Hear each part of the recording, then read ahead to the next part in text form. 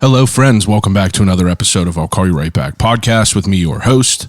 My name is Chad Medved. This is my show. Appreciate you being here as usual.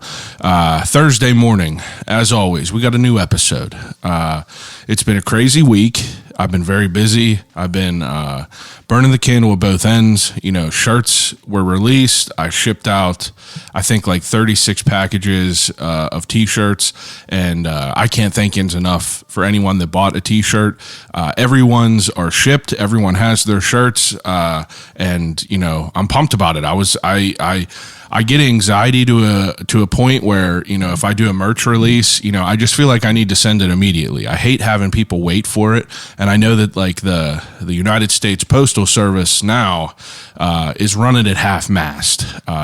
Shout out to Bird. He is a good friend of mine who is a postman. I know it's crazy out there every day. I got to get him on here to talk about being a postman. I think that would be a good conversation to talk about. But it's a good thing to be this busy, you know. Besides for the shirts and shipping packages all week, I done 3 interviews this week. You know, it's just been busy. Me and Antoinette are getting ready to go on a little vacation, and you know, I just wanted to get some things buttoned up before we go away. Going to take the dogs, going to go into the woods for a little bit, you know, just enjoy our time, a little bit of peace and serenity, let the dogs dick around in the woods, smell a couple different things. But I'm excited for it. And I'm excited for, you know, the weeks coming up, you know, that I can't believe it's September basically. And it's crazy to think about that, because, you know, September, October, November, and December, you know, we all know that those months fly by.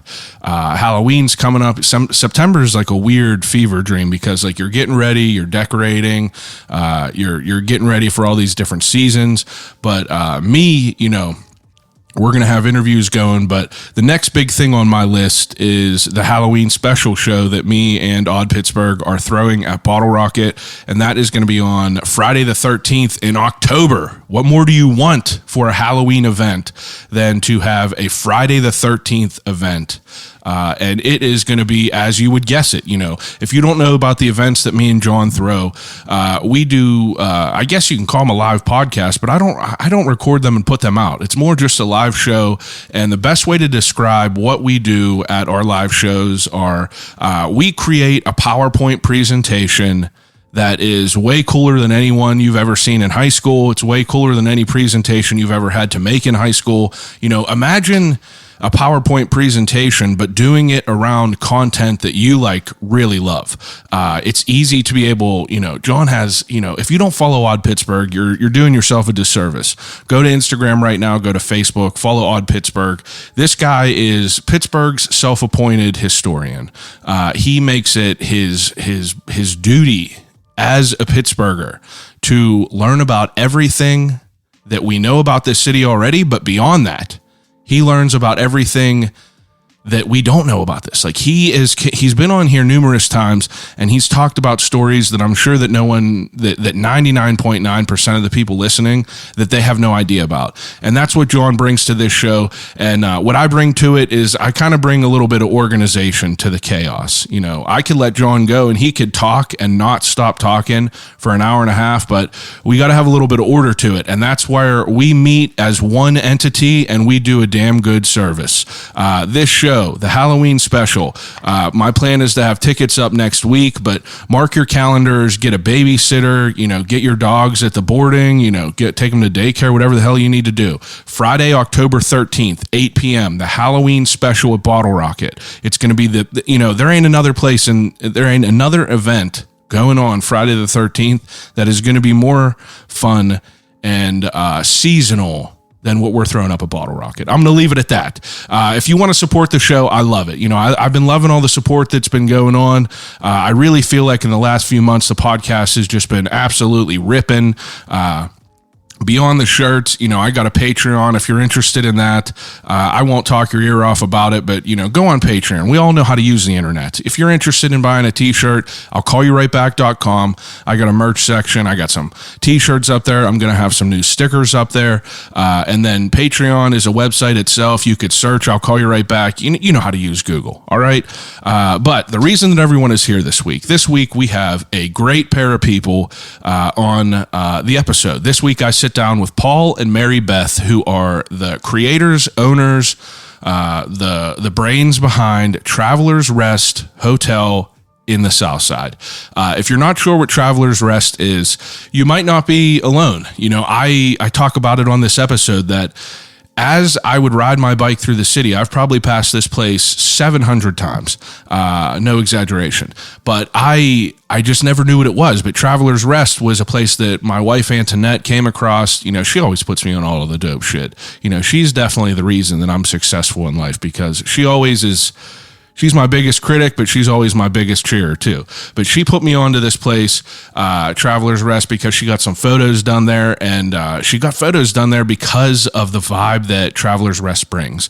So Paul and Mary Beth have known each other for 20 years. They knew each other back in elementary school, and fast forward through a crazy life, they're married and they run this hotel. I guess you can kind of call it like a hostel type of vibe too, because they have some shared space. And it's more than just kind of like that sterile environment where you go to you go to one of the run-of-the-mill hotels, and it's kind of like, there's no energy to it. It's just very flat. It's white. It's plain. But if you go into Travelers Rest, it feels like, I don't even know. It feels like almost like, a room that you would see in the castle at Harry Potter. That being said, there's not any wizard shit around there, but it's just it's a wooden room. It's very dark wood. It has some character. It's old, but it's not old. It's redone. It's just it's a beautiful environment. It's a beautiful space down there. They bought this old building that I believe they said it was built back in 1890s. But before this hotel, it was, a slew of other things, a rebar factory, all that. But they came across this after, a whole wild life. And we talk all about their life. They're big travelers. They've done a lot of things in their, early 20s and early 30s, and ultimately, traveled and came back to Pittsburgh and created this incredible space in their hotel that's Travelers Rest. So I won't keep banging your ear about it, but I urge you to go on Instagram right now. If you go on Instagram and you type in SSTRP, Southside Travelers Rest Pittsburgh, SSTRP. They have an Instagram. You could see all the photos of the space. You could see their amazing dog Peabody. You could see both of them, and you could kind of get a glimpse in on what they provide at their hotel down there in Southside. It's about 3 blocks away from the Terminal Building or the High Line, whatever you want to call it. And it's a great conversation, because it's super interesting to hear how, people just, I don't know. I don't imagine people grow up wanting to, own a hotel in their later years. So it's how the hell did they get there? And it just so happens to be that their story is a wild one. I love both of them, Paul and Mary Beth. Me and Paul are one and the same. He's a crazy guy with a bunch of crazy ideas, and that's something that I could really relate to. And I had a great time talking to him, and I hope you enjoy it just as much as I did. So without further ado, episode 254 of I'll Call You Right Back podcast with Travelers Rest. I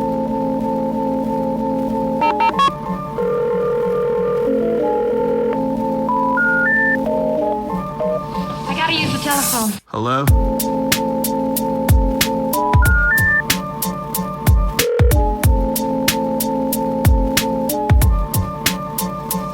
Telephone. I'll call you right back.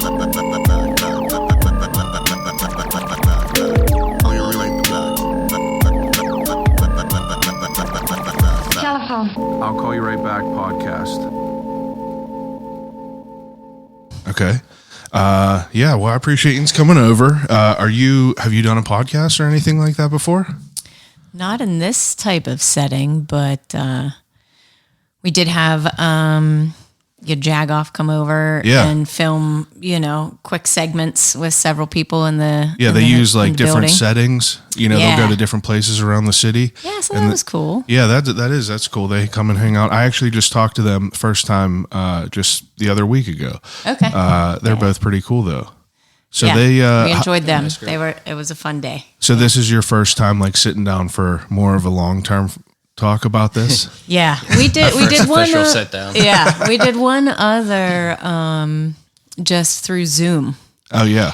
And coming difficult. here today, I said to Paula, I was like, I wonder if we're going to get headphones. Oh yeah. Well, this is rare that everyone gets headphones. Usually, for a long time, probably like 4 years, I only had one pair of headphones for me. And then I was like, I got to get people headphones. Like whenever we moved into here and I had a place where I could like set up and not have to tear down, I had another pair of headphones because I usually only interview one person at a time. And then I was like, I need to get another pair of headphones. I need to get another pair for the other guests because if there's two people, one person gets them, the other person kind of feels left out. And it's nice. It feels kind of more official to have some headphones on. It does. It feels very official here. So when did this whole thing start? Like when did you open Travelers Rest? 2018 is when we opened. Okay. I have recently just heard about it. Like I feel like I was like, I must have ridden my bike past there 1,000 times and I don't know why. It just never like registered in me, what Travelers Rest was. I don't know why. I just was oblivious. Maybe I was having fun on my bike, but you what would you describe Travelers Rest as? Travelers Rest is a small independent hotel. Mary Beth and I put it up to get, cater to cyclists and different people traveling through Pittsburgh. It's also a good spot to host events. Small hotel, we can house 20 to 25 people comfortably. We've got a really nice setup with communal space, a great room for events, and a nice kitchen setup. And then also a 1,000 square foot garage that's all decked out for cyclists with all the gear for building up your bike if you're shipping it in or storing your bike. Also a good place for large groups that are coming through. Yeah. Store everything. It's very unique. Whenever I got to come down and see what you guys do, it's very, very unique.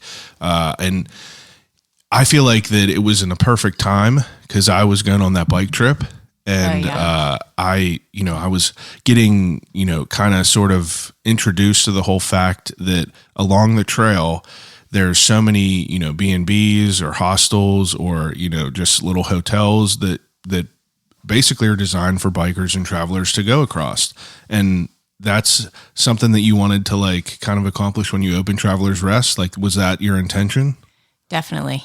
We opened as a hostel to begin with. Yeah. Shared beds with shared amenities, some private rooms, but we thought when we heard that the Great Allegheny Passage was going to be completed, that part around Sandcastle had been broken up for so long, and we heard in 2013, hey, this is going to be finished 2014 or 15. And we said, oh, Pittsburgh might be able to sustain this type of, establishment, overnight accommodations with these bikers looking for, hostel-like accommodations. Yeah. And then we set that up in that manner with shared bathrooms, And I have to stop you just to ask because I didn't know. You said that the trail was broken apart at one point. Like when did that get finished? It took, excuse me. They finished up. Come up on this mic a little bit for me, please. Yeah, that's better. So 2014, I think, is when it officially finished up. Yeah. It's a project that started in the early 80s. So it took a long time to acquire all the land. And there's a couple pieces of land, one around Sandcastle, I believe, that was really tough to get. And the trail was officially just completed, around that time. When where did it even start at? Like, where did the beginning of that construction? Do you know anything about that? Powell, I don't know it. I know a fair amount. The first area was around Ohio Powell. Oh, wow. Yeah, I never even knew where it started at. Yeah, and then eventually it started spreading in both directions as they acquired more land. And the whole thing is set up that it's monitored through trail groups. Yeah. So you have a lot of different people that are involved in the trail, maintaining it, their portion of it. So it's a pretty amazing network. You said that you went on the trip, so you have an idea of, what sort of like tourist track it really is. Yeah, it's incredible. Like just getting as not a biker for so long, I really got into it in 2020 during the pandemic, like most of the Americans that are now bikers. Right. And I just kind of became obsessed with the whole culture of it.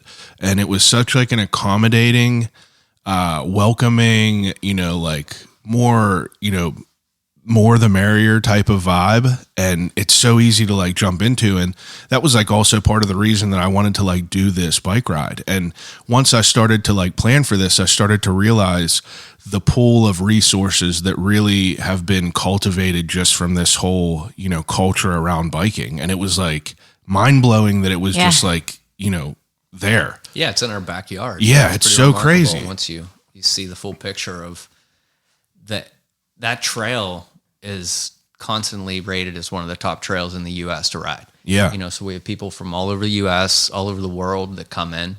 We've talked to, the one woman that came from New Zealand.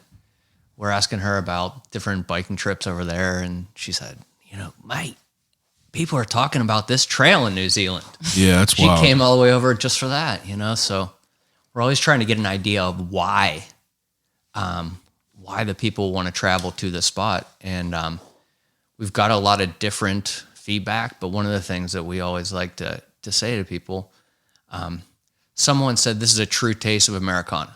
Yeah. If you go to New York, you go to LA, it's saturated with people from all over the world, but travel the Rust Belt and you can get a real feel for what the States are like, That's a good point. Mm-hmm. Yeah, it's not as big of a melting pot. Yeah. Authentic interactions. People want to make time for you in these little towns, and it's an experience for both sides. I mean, my experience riding down to DC was like, otherworldly. Like it was a monumental time in my life. And it just like, it felt like riding a bike was like, it was the closest I've ever been to like, being a cowboy, riding a horse across the world. Like that's kind of what it felt like in that time, because you're just on that bike. That's all you have is that bike. And it was cool to see, we stayed at I believe it was Airbnb, but it was like a place in Virginia. It was called Old Town Virginia, and it was a literal schoolhouse it was a school. It was like an elementary school.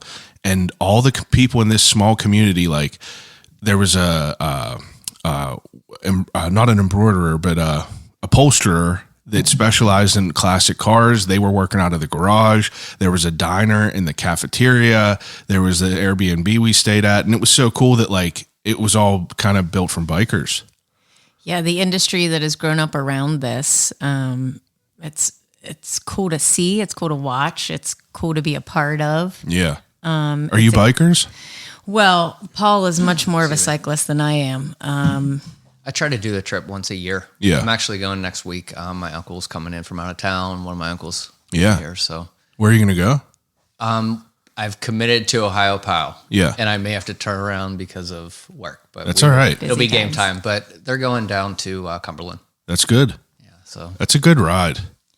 It's a fun ride. It's gorgeous. There's so many aspects to it. The city, and then out into the country, and sitting and talking to these small towns, and they're seeing, these small towns are seeing all kinds of people come through that they might not have otherwise met. Or, and the culture around it is sit down at the end of the night and talk to other people who've been doing the ride. Yeah.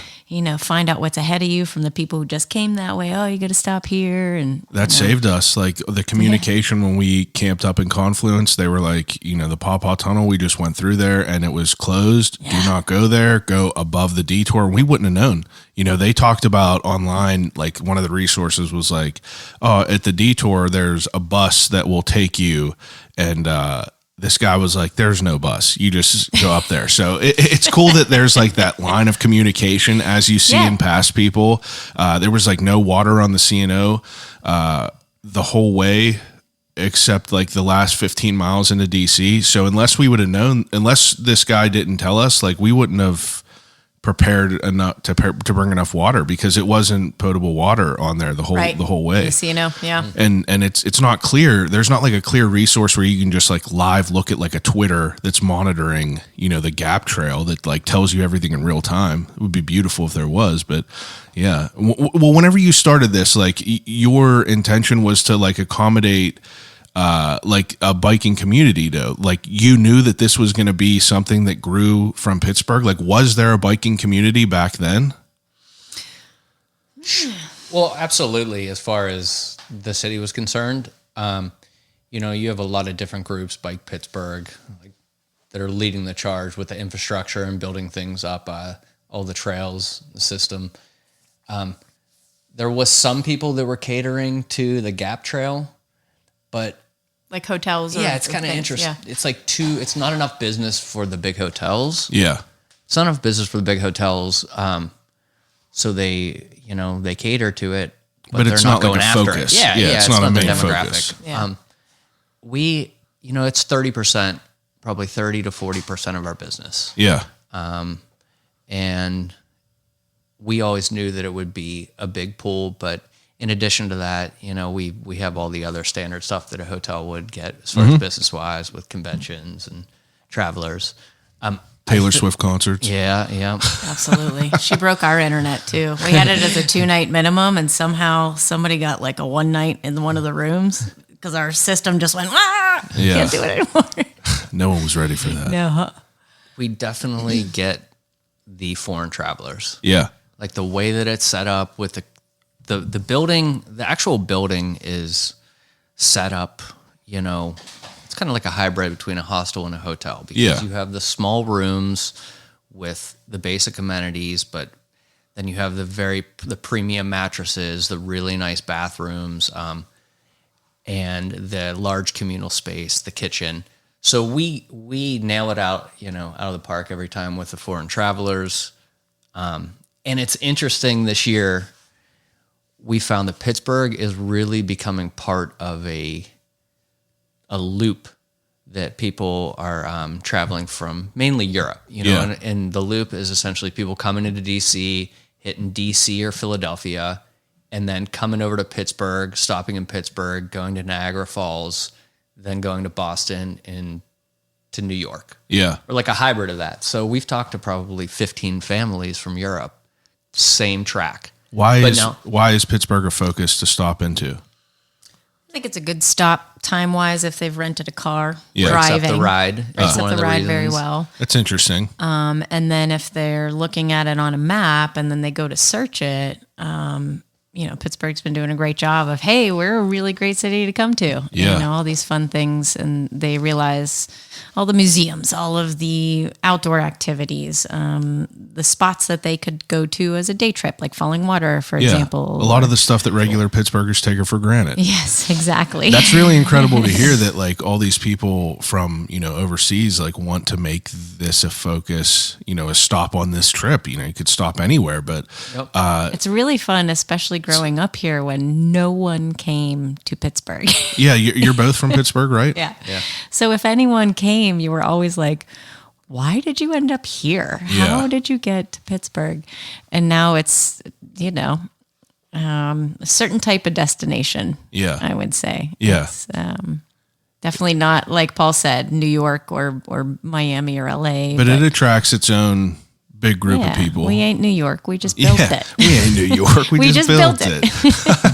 So whenever you started this out, like what did you guys do before, this whole endeavor of Travelers Rest? I'm curious to know your backstory. I remember you, whenever we were touring Travelers Rest, you said that you also do the bike. What is it called? So we have done a bunch of different He's stuff shaking his over the head years. because it's I don't like, know how much of it do you want to know?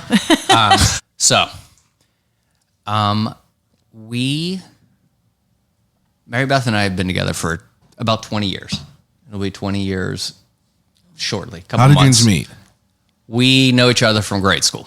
So we've known each other since fifth grade, and you and my best friend became boyfriend, girlfriend.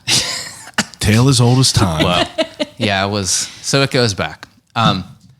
Funny enough, that's how I met my wife. My wife was dating someone that I knew, but years before that I didn't even know, and then That's how it years happens. That's later, it. yeah. I Weird mean, you know, stuff. Carol I feel- came home and on the first day of 5th grade, or maybe a couple weeks in. I don't know. You could have been a quick mover, and she said, "Paul Clutter is my new boyfriend." I said, "I got to meet this guy." So 20 years. Okay, so 20 years we've been together. We started off, we did a lot of traveling early on. Yeah. We worked jobs, just whatever jobs we could find overseas. Well, but so even before that, like, what are you, what are your interests? Like, what did you think you were going to be? I don't gather that It you was thought just- you were going to be a hostel owner. I went to school to teach high school history. Okay. And I was kind of like a feather in the wind. I Yeah. ended up going to college because my friend was like, "You're coming to my interview." Yeah. Okay. And they said, "Apply. We'll take you," and I graduated to teach history. But my last semester, I was teaching. I found out I could student teach half of it overseas. Oh, wow. And I was like, okay, I got it in line. I'm going to go to an American high school on a Navy base in Italy Oh, for half cool. of my semester, and I'm going to teach over there. And then I ran into Paul, who was going into his last year at WVU, What were you going for? Marketing. Oh, okay. marketing. And he said, I'm studying in Italy next semester as well. We were like, oh, cool. How about let's that? hang out. I mean, And that was the reconnection. Rome is the ultimate wingman. Yeah.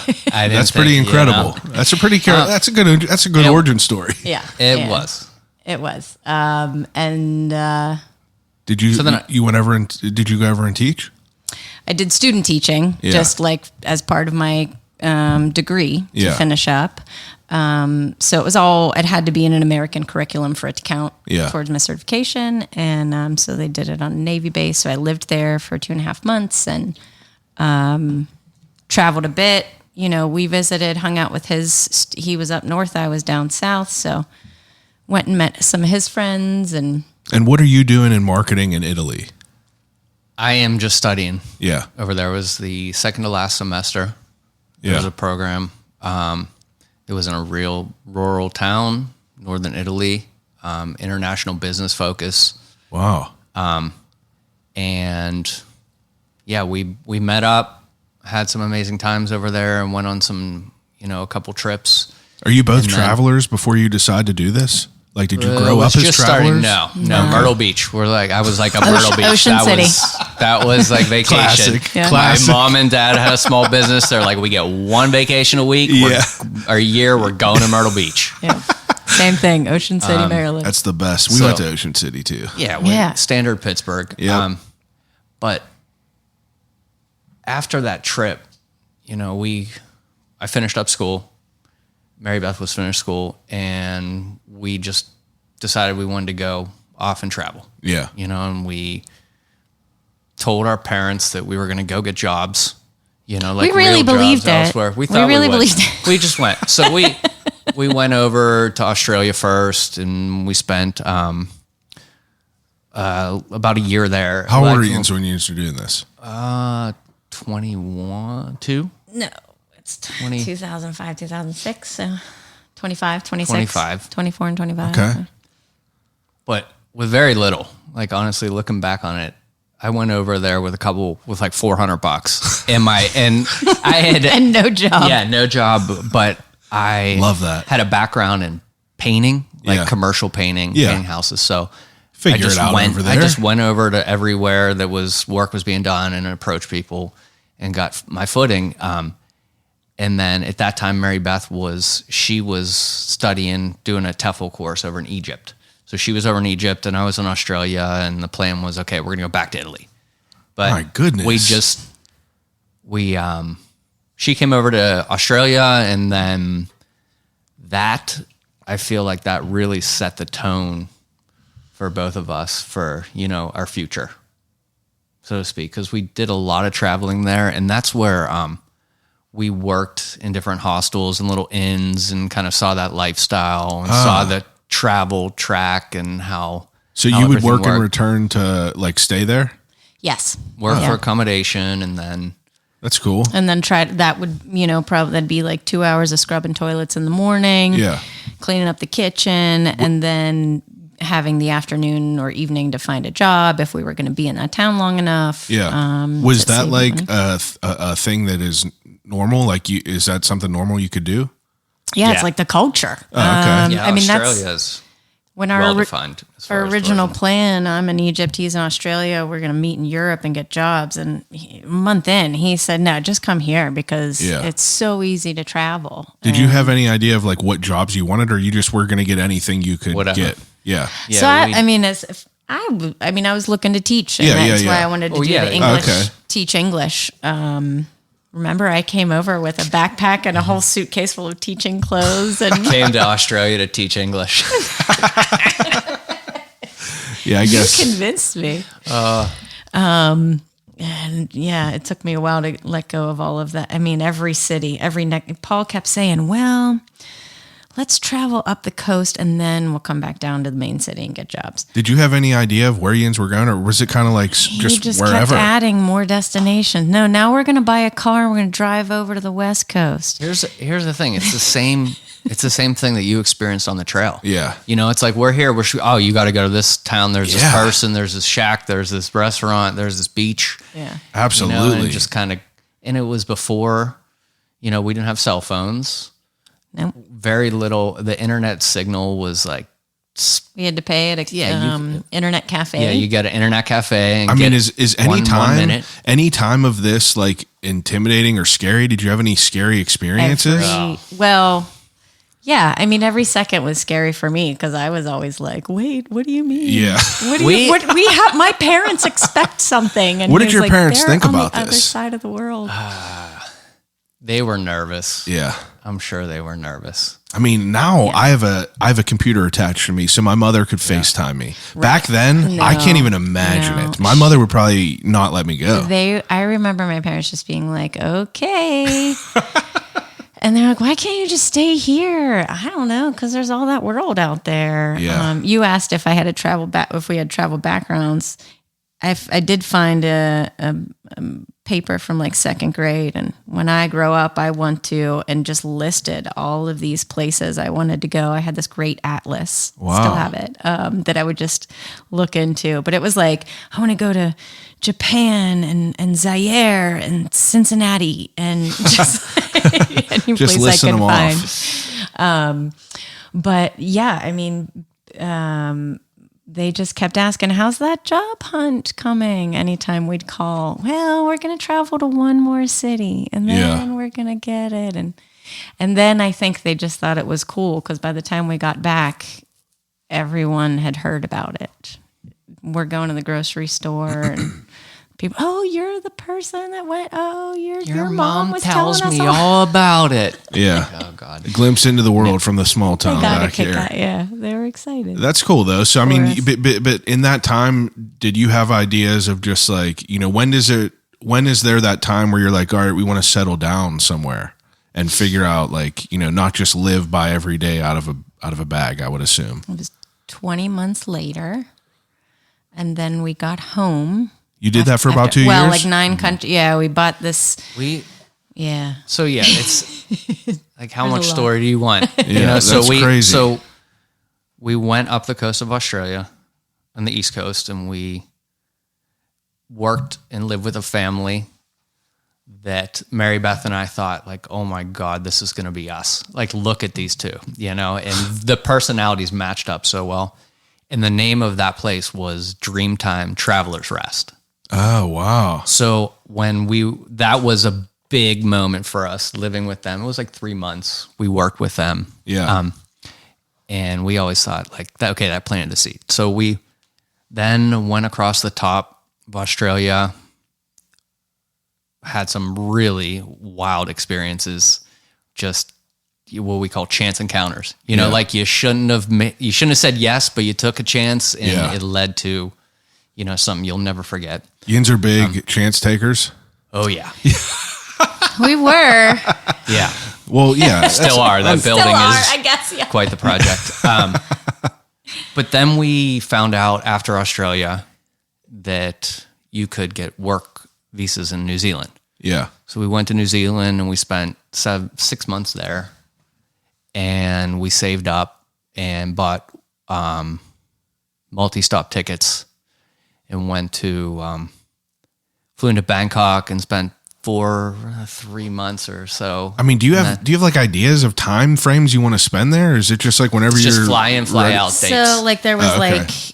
that was it. The way the airline worked it, and they said, okay, you can spend this much time, and visas, Yeah. how much time they allowed as just well. a plain tourist to Wow. travel. But like, drop off in Bangkok and spend 3 months in that Southeast Asia area, and then get back on the plane and fly into Delhi, and then do 2.5 months there. And every time you go in there, you have no idea where you're going to stay. It's just figuring it out. No, we didn't. Wow, that's incredible. I feel like We tried to book a place in India from the airport, but then we got rooked and ended up on the, Did you have times where people were like taking advantage of you out there?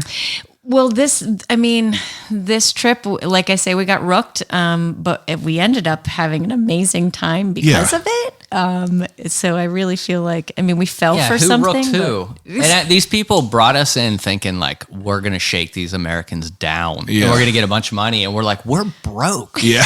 And they kept on saying like, we'll do the trip for this, do the trip for this. And eventually we just agreed. We're like, fine. Like a month later, we're at this, like their son's wedding.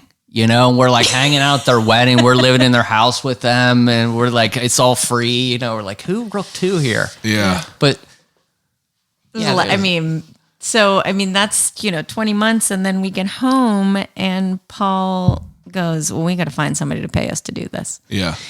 And so he got a job. Was there anyone in the city that did this? Like, was there places like this in the city? Well, he was saying somebody pay us to travel. Yeah, at that point, this was okay. 2007. 0607. 607. What do you mean pay you to travel?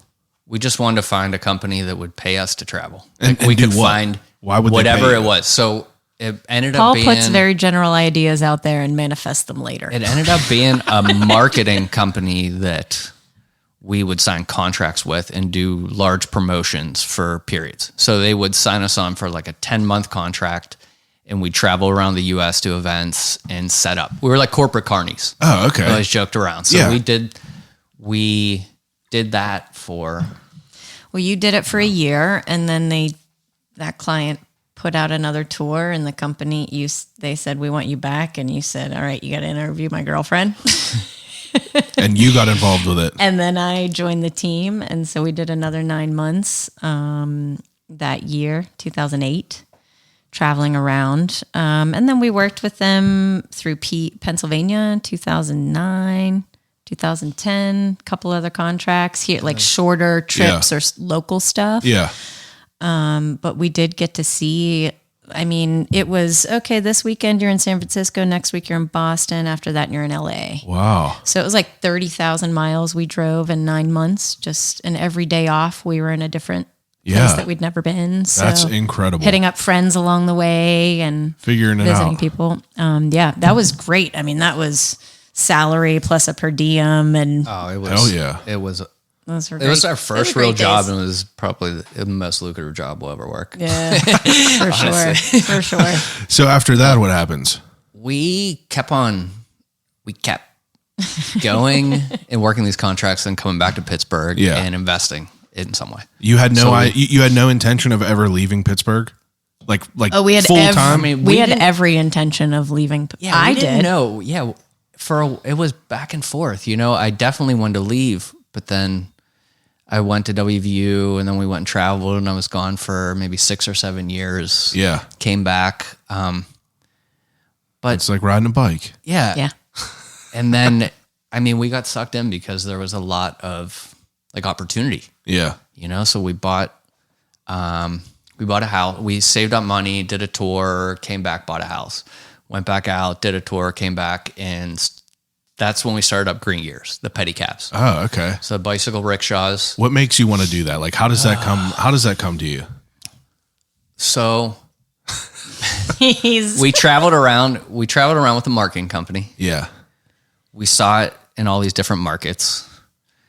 I also saw like how the events work, the amount of money and sponsorship and the positioning and how companies want to be exactly in the spot to hit this exact target market, you know? And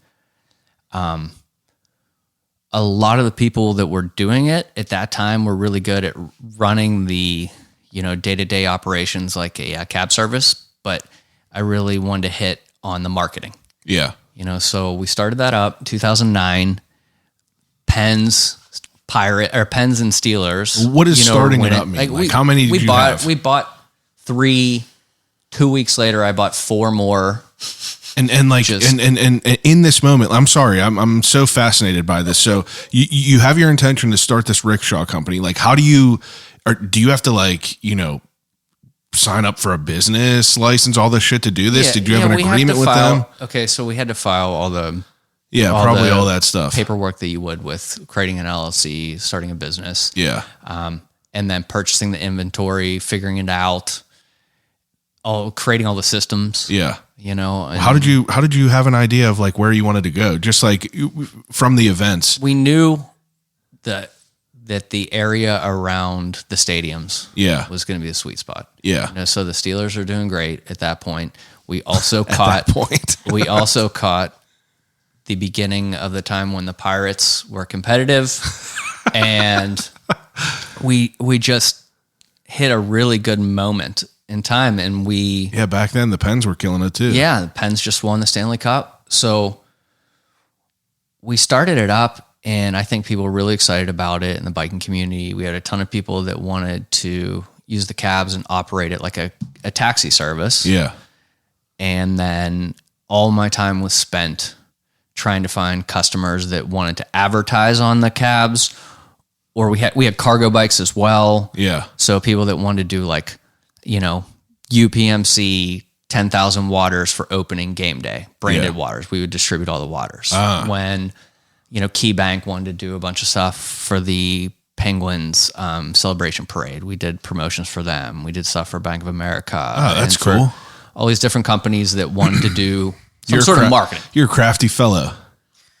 But Mary Beth is even more crafty. Yeah. Is she? It's on the air now.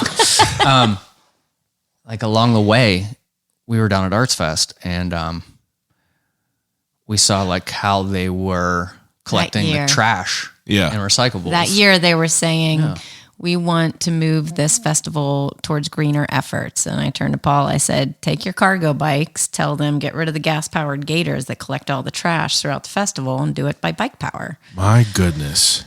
And that became that's our primary business now. Yeah. So groundskeeping we for do festivals. big groundskeeping contracts that are sponsorship driven as well, usually. And now we do, you know, we clean up after Pittsburgh. We do Arts Fest in Picklesburg and First Night. You guys use bikes? Night and Wow. So we use and people on foot as well. We got the Kennywood sweeping team out, you know. Amen. You got to. Yeah, the pedicab works that you take the seat off and you put on this big cage that we built. Wow. That you guys built and designed. I didn't have anything to do with that, but look at you. So they drive around with each and sling trash and that's cool. So that started in 2009 and it's still ripping. Started in 2009. That's incredible. Rickshaws, bike rickshaws. Every year I'm like, okay, here we go again. No counselor ever told me that I could own 10 oversized tricycles as a business. That's fantastic. Well, that's great. So like, I mean, in that time, obviously that seemed to probably grow at a natural growth rate, but like when does the idea of wanting to, you know, do something more come into play? Actually, I feel like I already know the answer. You feel like you're never satisfied and you just want to keep going. Is that right? I have slowed down since this last project. Yeah. That, you know, that Green Gears was going very well. Yeah. And I was like, you know, I'm a little bit bored. I have this extra time. And I ended up I kept on biking past that building that we purchased. It's 6th and Bingham down the south side. What was that building? Before the previous owners? Yeah. Like, do you know, like, They were a marketing photography company, Steidel Balzer Productions. well, I mean, like, They- what was the original of that building? Do you know what that was? The original, it was an administrative building for the AM Byers Wrought Iron Pipe Company that was just across the street. The mill ran from, across the street from us on Bingham down to the river. Yeah. And then from 6th to 9th. It was massive. Yeah. And then there were a couple more, one in Ambridge, one in Girard, Ohio, Byers Pipe. Wow. And they ran payroll out of there. Mr. Byers had his office in the back. It's now part of the 2-room suite with his private conference room. Is the lounge area in there. And it was built in stages. They built that really great room, that first floor in 1883. Yeah, like where you walk into? Yeah. Yeah. And then the second floor above that was in the 1890s. Wow. And then because permitting was very different back then, 4 stories next to it that has the same stairwell. Oh, yeah, I remember you said But that. that's all offices on that side. So Wow. the 2-story portion is the hotel, and then we have offices on the other side.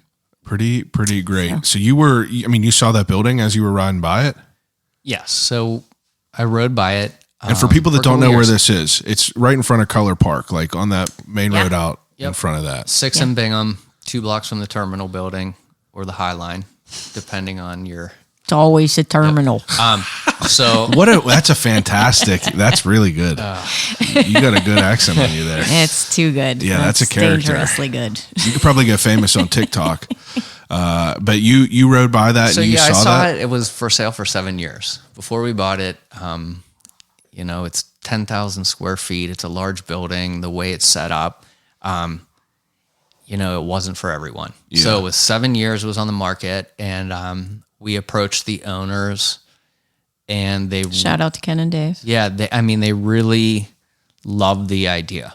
Like they got That was behind your the idea though, with we intention pitched of it to going them. by? Yes. So Oh, we okay. pitched it to him, and the one owner had just been on the Great Allegheny Passage with his wife, and was like, "Oh, we had trouble finding our hotel." Like it was just like Perfect. it was unbelievable Perfect timing. how it was really unbelievable. So we bought the building, and Mary Beth always likes to rub it in a little bit, but she's like, "Yeah, Paul said we'll be open in 1 year." No, Paul said we'll be open in 3 months. Okay. Paul said it was going to take He 3 convinced, months. he No, convinced no, me no, to not start 3 saying months. 1 year. That's the best.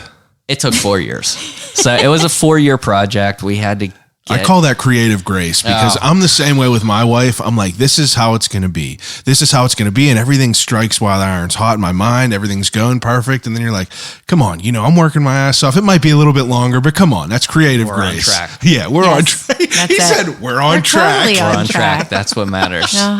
That's the best. You gotta love a person with a mind like that. Cause I feel like we're doing the same. My mind is always running like, Can't stop. can't Never. stop. Never. So you got this building. We bought the building. It took 4 years. We get the funding.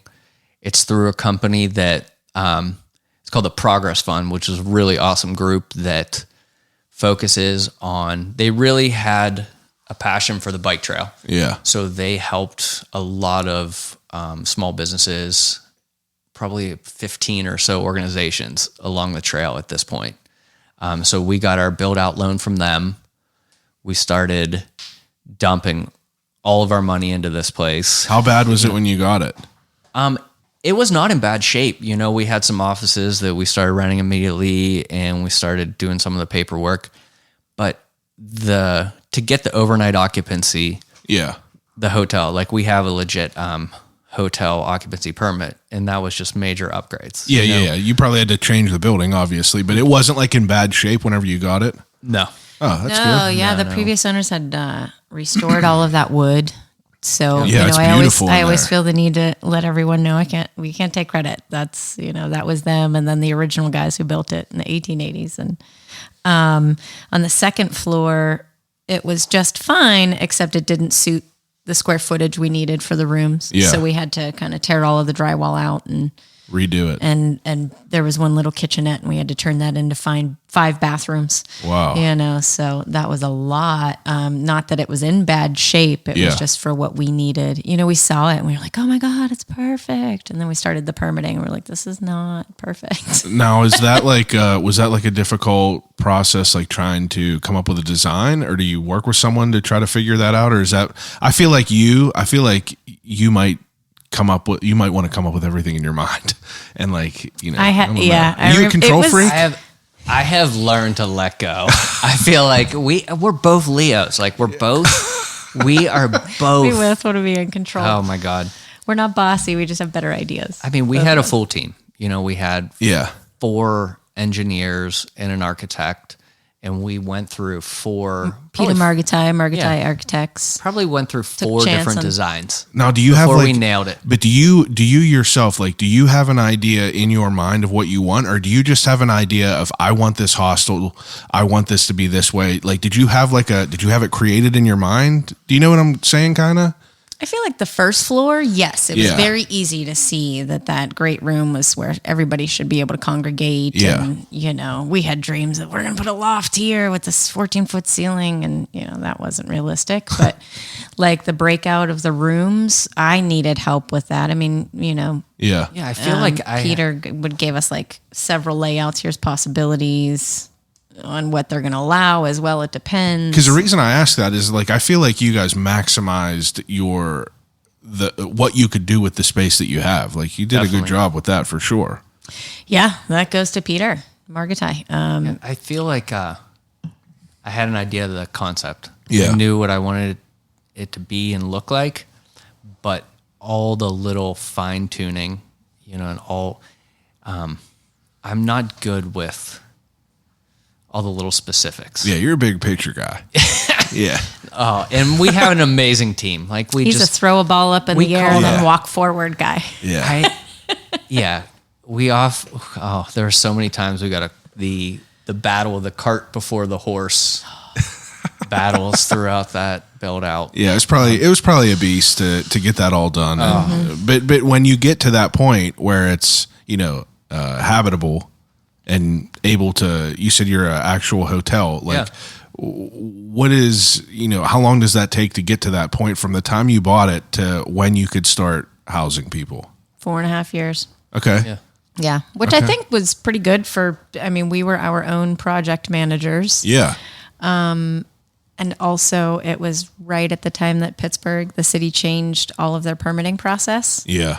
And so everyone was unsure. Yeah. No one really knew the proper path on any angles, whether it was behind the counter or contractors, or everyone's like, we're not sure what's going to happen. Development was out of control as well. Yeah. There was They were busy. 27 hotels were built in those 4 years.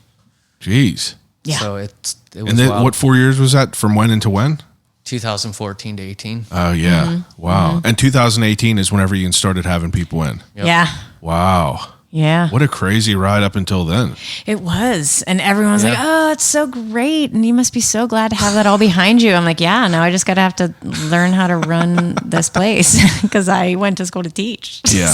Was that like, how do you do something to try to prepare for something like that? Is there like certifications, or do you try to go to school, or is it kind of just throw me to the wolves and let me see how I do? We did kind of throw ourselves to the wolves, didn't we? Yeah. And see how we did. And I mean, we had to get health great department certification. Yeah, but- we got software. really good software. But you're not going to CCAC for hospitality or anything like that? It would have no. probably helped out. I tried. I remember when I went to that class for like QuickBooks or something. And I was just like, this is beyond me. Definitely won't come back. We need a bookkeeper. I'm not. That's fair though. Yeah. So how do you approach the rollout to this? Do you, obviously you being someone that's like a God. marketing person, how do you get your name out there? for 4 Like years. we did some coming soon ads that came for a long time. Oh, really? It was like through the trail guide, which is attached to the Yeah. the bike trip. Yeah. We took out ads coming soon in that. Those were up And for then- years? Yes. The first one was like release. next year, and then Yeah. we were like, "Oh, we're not open." Next season, Yeah. oh, we're still not. Let's just please, can we put coming, coming soon. Yeah. We're just going to do the coming soon. So we did that, but then It's like we're like the joke. we of were the on trail guide. We were on empty. Like when we were launching, Yeah. in tandem with launching, we also launched an Indiegogo campaign to try to buy our mattresses.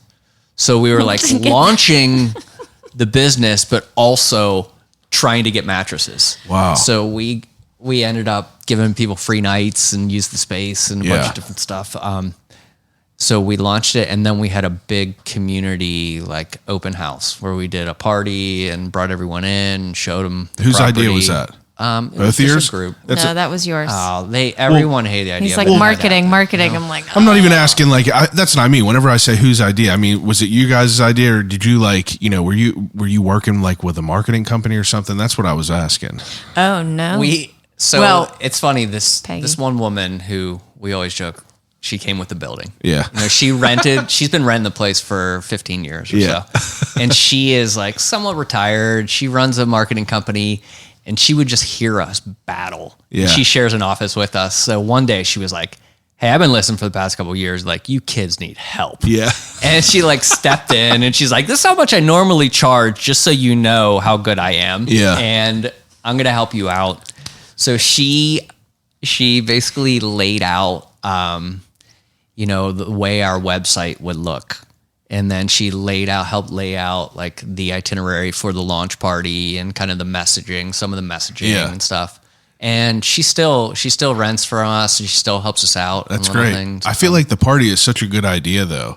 You know, with the space that you have, I feel like that's the best way to let people come in, and because it's different. Yeah. I mean, you want people to sleep over. You want people to, you know, use it so that Yeah. you want to like have that vibe rather than, you know, if it's a store, it's not just like a retail store where you're coming to have like a little party. It's like I would want to come and see what I'm getting into down there. and see the space and utilize the space. Yeah. And See Peabody. I mean, yeah, now you can see free. Peabody. Yeah. I mean, I was going to say, you know, in the time that it took us to open, what do you do with that space? You Yeah. have parties. So Yeah. we had lots of really great times with live music and, Oh, that's you know, good. just friends coming in and, you know, That's awesome. yeah. So, we Yeah, it's a definitely really did good- a lot of that. It's a really good space, like 40 to 70 people in that great room, a band. Like it is a really memorable night. Yeah, it is. It's definitely a vibe down there for sure. So you open this, and you know, I mean, how does the start? Is it go good? I mean, do people start booking, or does it take a minute? Are you scared? Yeah, for our very first guest, we were surprised. We opened like I don't was like even the know what following day. It was like Really? You know, we thought we weren't going to open until this one day, or we don't have anybody coming in until this date, and then we hadn't learned our system yet. There were no notifications, and we looked and we were like, oh, we have somebody coming tonight. We had to run down and get all this stuff ready.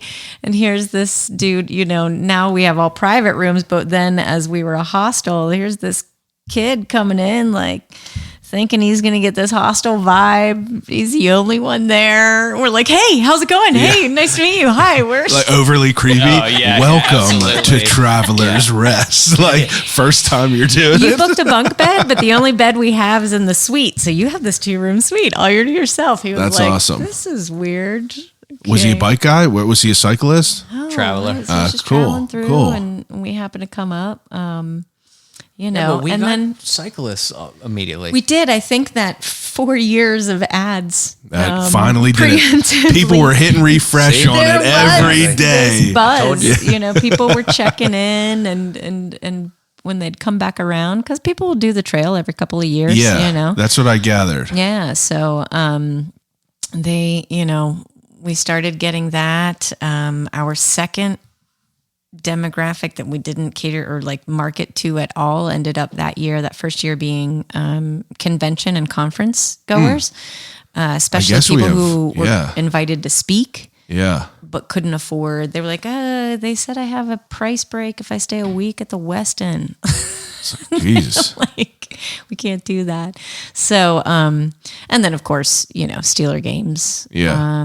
That's But, good though. That's it. I wouldn't even think that, you guys would get the overflow of all the Steelers and all the people 'cause coming in and everything. Everything books out Yeah. and everything gets super expensive. Yeah. In the city, triple, 4 times as much what it normally is because everything's booking out. And Yeah. so now, since we went all private rooms, and then we got onto third party booking sites. Yeah. So that gets us a lot more exposure.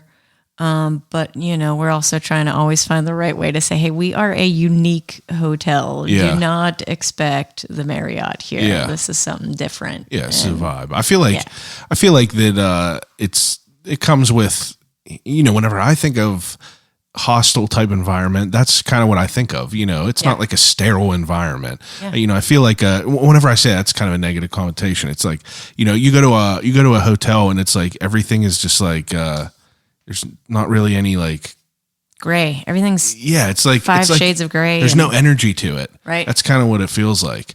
You get something else with it. So whenever this kind of starts taking off, how do you adapt to this being people that are not someone that ever really ran a hotel before? Super the hectic. smile. Was it hectic? and- Oh, yeah, Well- because What's hectic about it? What about dealing with people who come and were not what they expect, or no, just in general. Yeah, just in Just general. getting it going because we just have, we have so many different things going on. Yeah. We have Mary Beth and I are going nonstop. At that point, we had a 14-hour period where the front desk was open. Oh yeah. So we're down there for, all the time, yeah. around the clock. And trying to manage other things, family stuff, just manage our relationship. Yeah. It was brutal, and then that first 2 years we were learning a lot of the different operations and then we started to really get our rhythm and then COVID hit, Yeah. and that was a year or longer that we were shut down and then, totally changed it up. So it was like, as soon as we had it to a point where we thought, oh, okay, we have it where we think it should be. Yeah. gaining momentum? Here's Yeah. what We want. kind of figured this Totally out. changed it. We Yeah. came back, we rebranded it completely. We dropped some of the, elements of shared accommodations and made everything private, Yeah. and took about a year to relaunch it. And change all the layouts of the rooms. Yeah.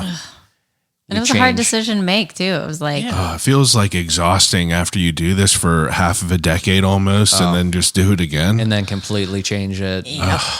yeah, that was it. I mean, that's You still saw, you didn't give up hope though. That's what I think it is. Or was there a time where you do give up hope? I mean, we didn't, for a while during COVID, we just kind of sat back and waited. We're like, we don't know. We thought we were pretty Yeah. diverse. We've got a hotel and a trash company. Yeah. It's like, what? And they're both going to get wiped out.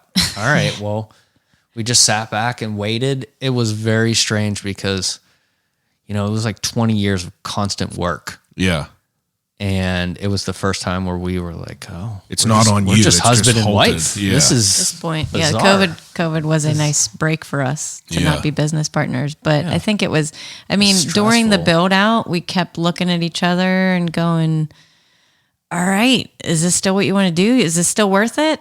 A lot of the times we came up with the answer, what else are we going to do now? Yeah. What else will we do? I don't know. All right, let's Yeah, keep doing committed. this. Let's keep doing this. And as long as we get to keep doing it, I'll keep trying, Yeah. I think, And there's a reprieve whenever things open up again.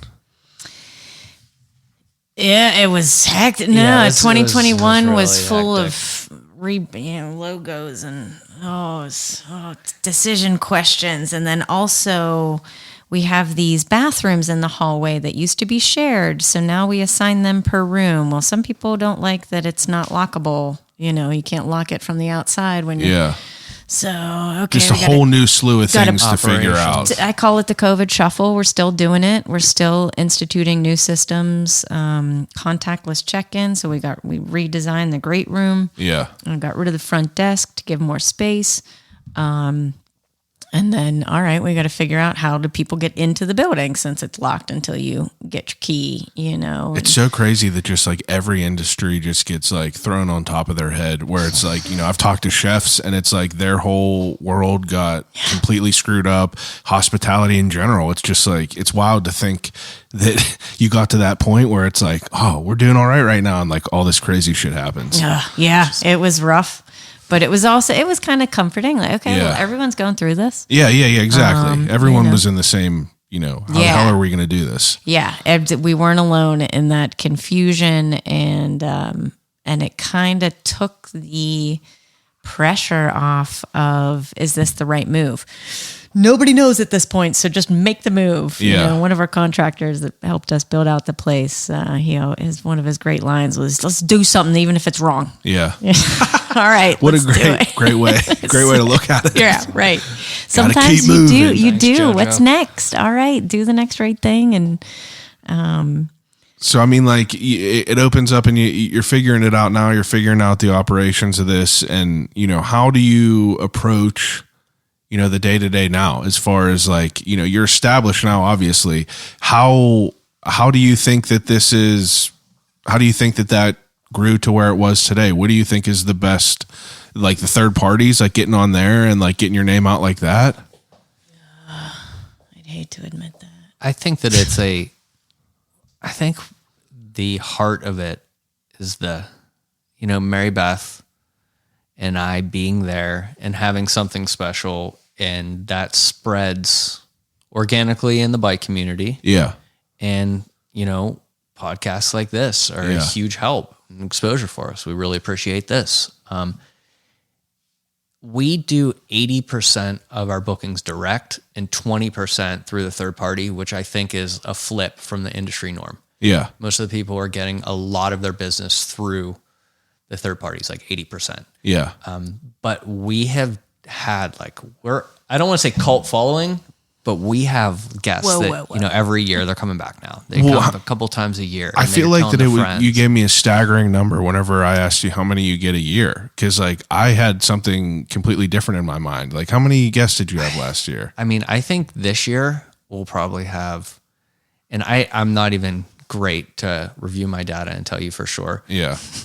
But I would say over 2,000. Yeah, like that. Like over 2,000. I mean, like that's good. Like I would assume that's a lot of people, right? It's a lot of work. Yeah, that's for sure. It's a lot of work. It's an okay amount of money, but I think that it's really. We just go back on. Okay, what are people saying? All right, they love it. They're coming back. Yeah, they're leaving good reviews. This woman, I came in today, and she said, I've traveled all over. This is the best spot I've ever stayed in while traveling. I'm like, that's amazing. Like that just made my morning. Yeah. Okay. It doesn't matter what happens the rest of today. We're on track for today. We're on track. You need to get a t-shirt that says that. We're on track. We're on track. That's a good one. Yeah. That's cool that it's cool that I feel like the everyday got to be good because you got all these people that travel and I mean, maybe just to me, I'm a sucker for having a good conversation with someone.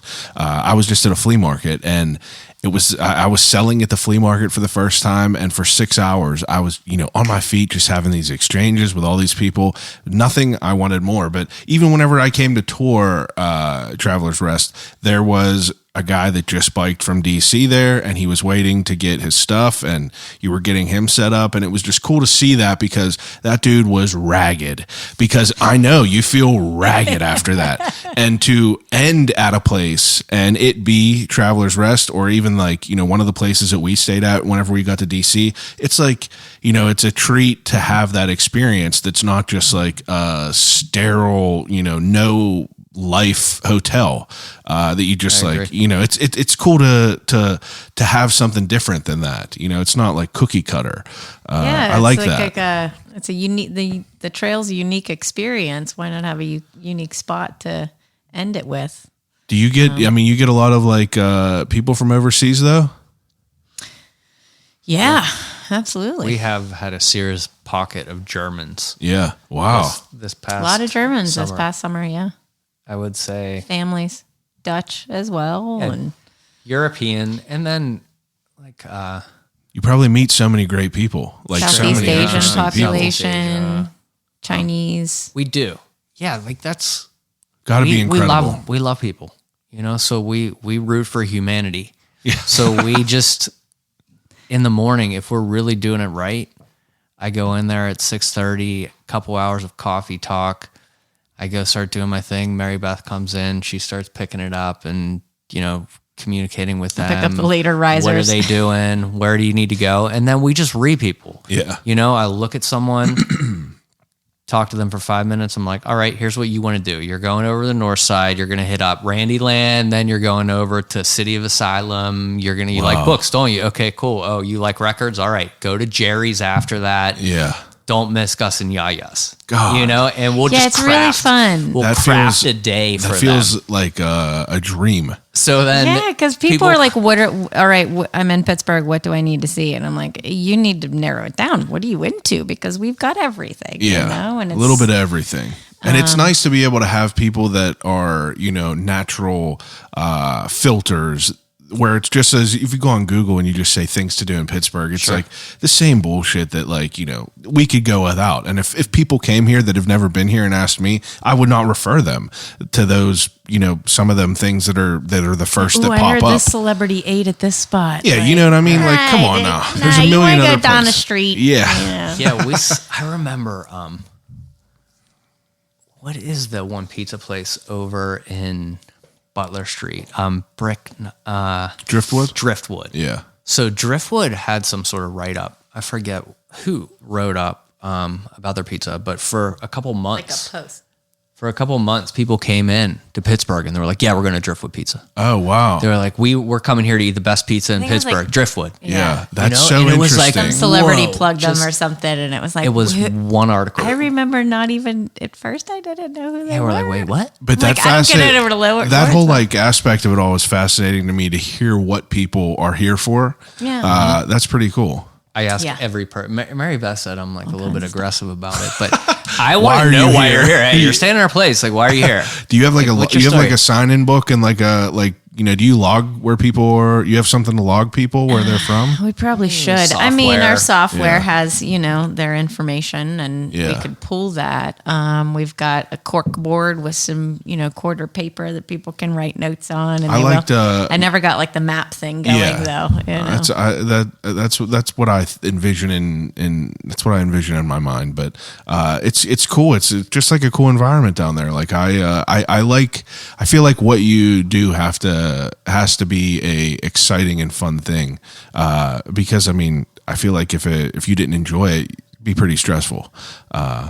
It's still stressful for sure, but Yeah. it is. It's the most fun. I mean, we have we're grounded, quote unquote. We're not traveling like we used to. Yeah.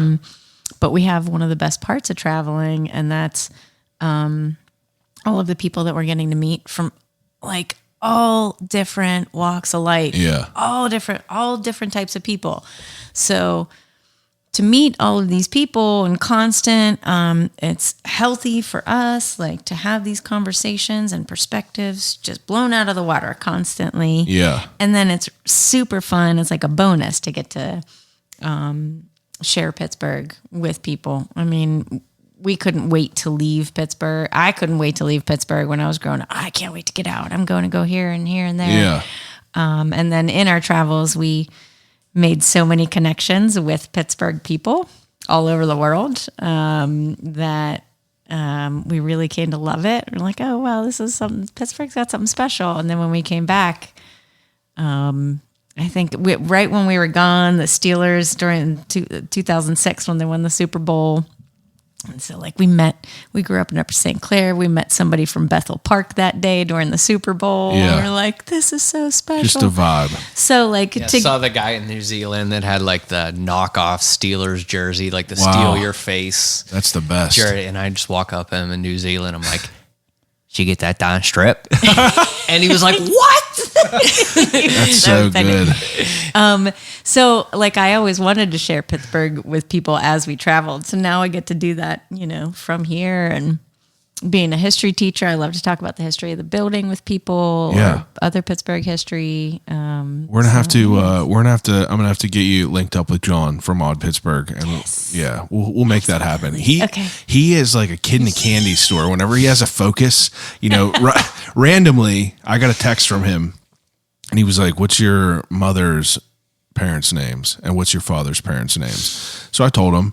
And this guy is like, his specialty is like looking up family lineages. Yes. Like he's done thousands of them, and he is so good at it that, I mean, it's ridiculous. But he immediately is sending me photos of my grandfather from high school, and I'm like, what the hell? That's So, awesome. and I mean, it's just not even just people, but he loves the history of it all. So he's the right person. I'll definitely put it in his ear, and we'll figure that out. That'd be great. That'd be great. Now, how do you what do you two do for fun besides for this? I mean, I know it got to be scarce because you got people 24/7 in your constant, yeah. It's constant.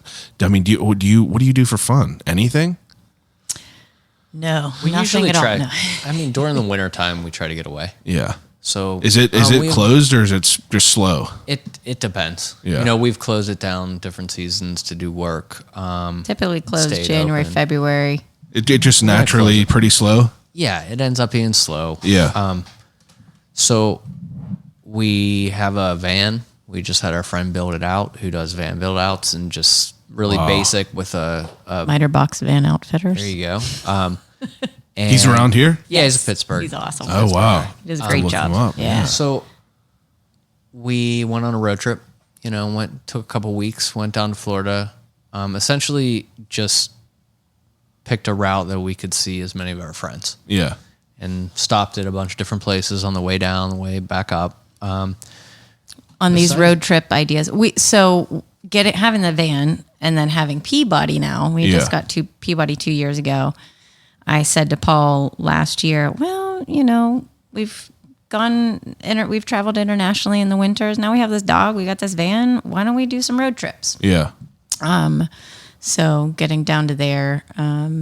What is the main pillar of why you travel? Like, what do you enjoy to do whenever you go to a new place? Like, are you like people that like to go search a coffee shop out or like local spot like that? Like what do you coffee enjoy? shop. We're horrible tourists We as like far to as do the nothing. checklist Yeah. stuff. Like we go, we're down in Rio. Did you go to the Chrysler Redeemer? Like, nah, we saw it. It was up on the hill. Yeah. We just sat in a cafe Yeah. for 4 hours and watched a bunch of people I love do it. their day. Watch, see what we can get into, Yeah. what we can find. I've started adding, I said, okay, now that if we're going to do these road trips, I want to add at least one musical history stop. Okay. So this last trip, we stopped at the Allman Brothers house in Macon, Oh Georgia. wow, that's cool. And then also outside of Tom Petty's childhood home, which is much more of a little... Are those a little both picture, houses that are lived in by people? The Allman Brothers house is a museum now. Okay. And I think Tom Petty's ex-wife owns the house, but she encourages people to at least take a picture in the front. There's no touring of it or anything. Yeah. Did we do any other music stuff? You're both big music people?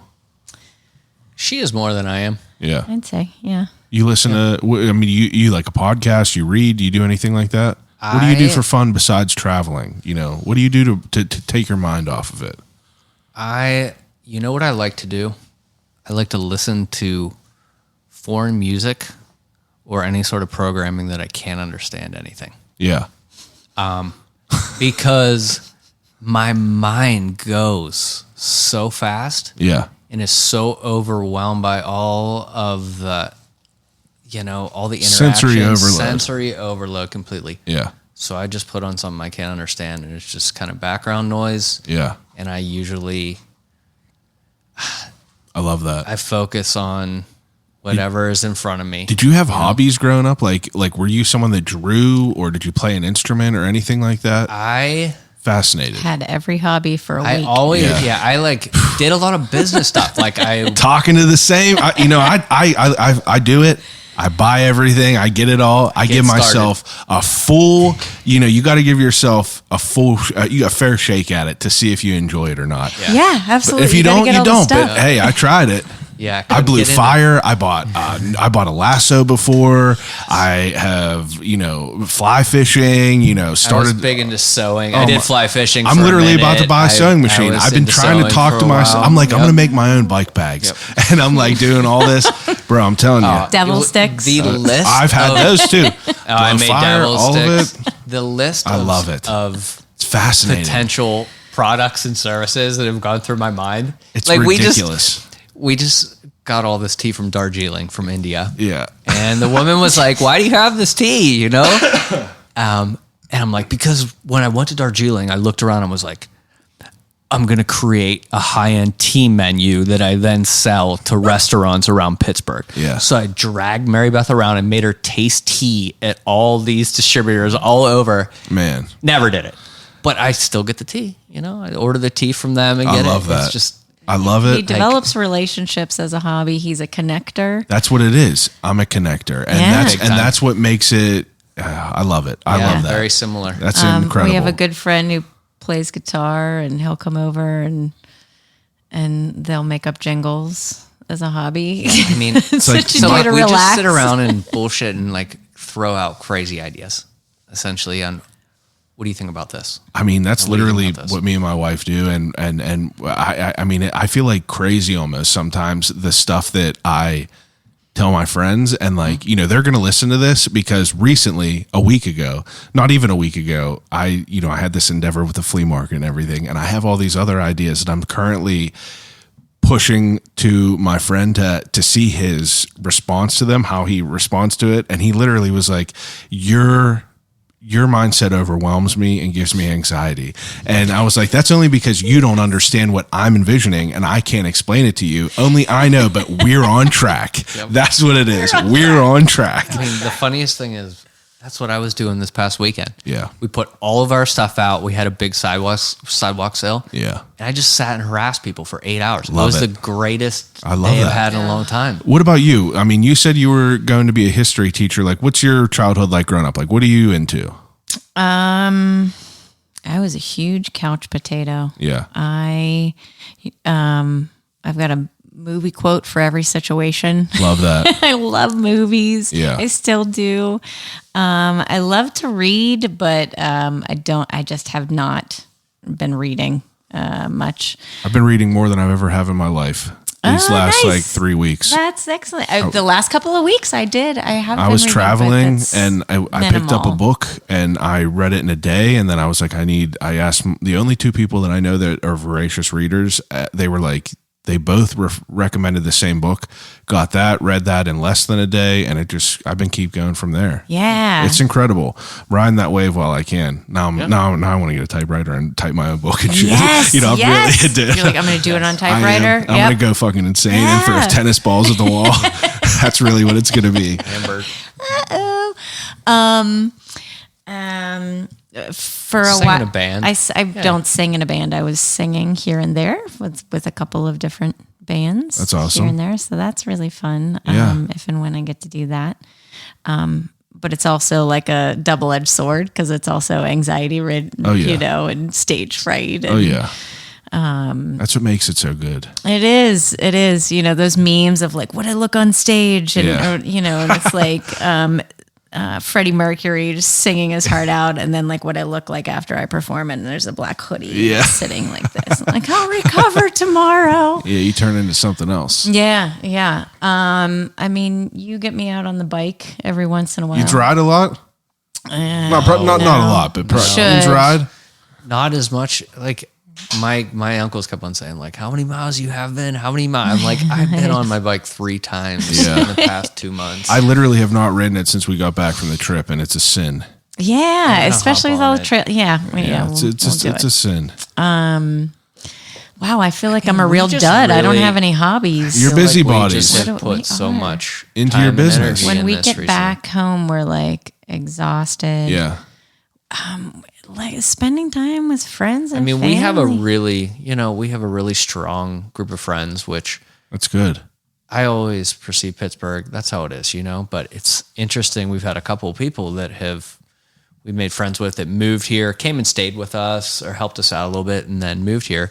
Said like Pittsburgh is a really hard place to meet people and make friends.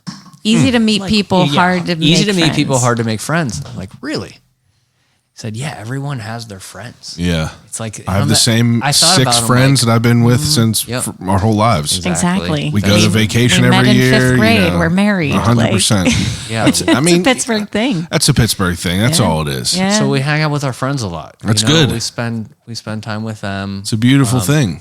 Yeah, we've got this great space that, and you the have building help? has roof access and I mean, do you have help at the absolutely. Yeah, we got a manager, Levi, we love you. Yeah, and we have an amazing manager who That's is good. just like unbelievable. yeah, And then we have contracted housekeepers that come in. and we hired a couple companies to help us out. That's good. So you manage some of the chaos. Yeah. You offset some of that chaos. we're that you still don't have to worry learning about how it. to, but yeah, That's good, though. We hire people on for 6 hours of cleaning a week. Yeah. So it's like, yeah, we're hiring This people on, but big-ass it's like, building. it's like 8 hours a day, still a sometimes. lot. So, yeah. but it's just Gotta love it's it. learning the whole process. What are your goals? My goal, Like everybody in Pittsburgh, get a camp. Get a camp. Go up to Up in Titty If we're really doing good, we're gonna make it to Conneaut. or Poconos. I think,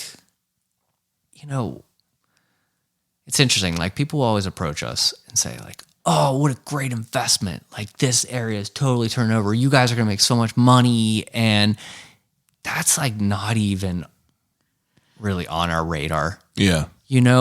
The more people come in and buy up Pittsburgh, the less I would ever want to sell it. Yeah.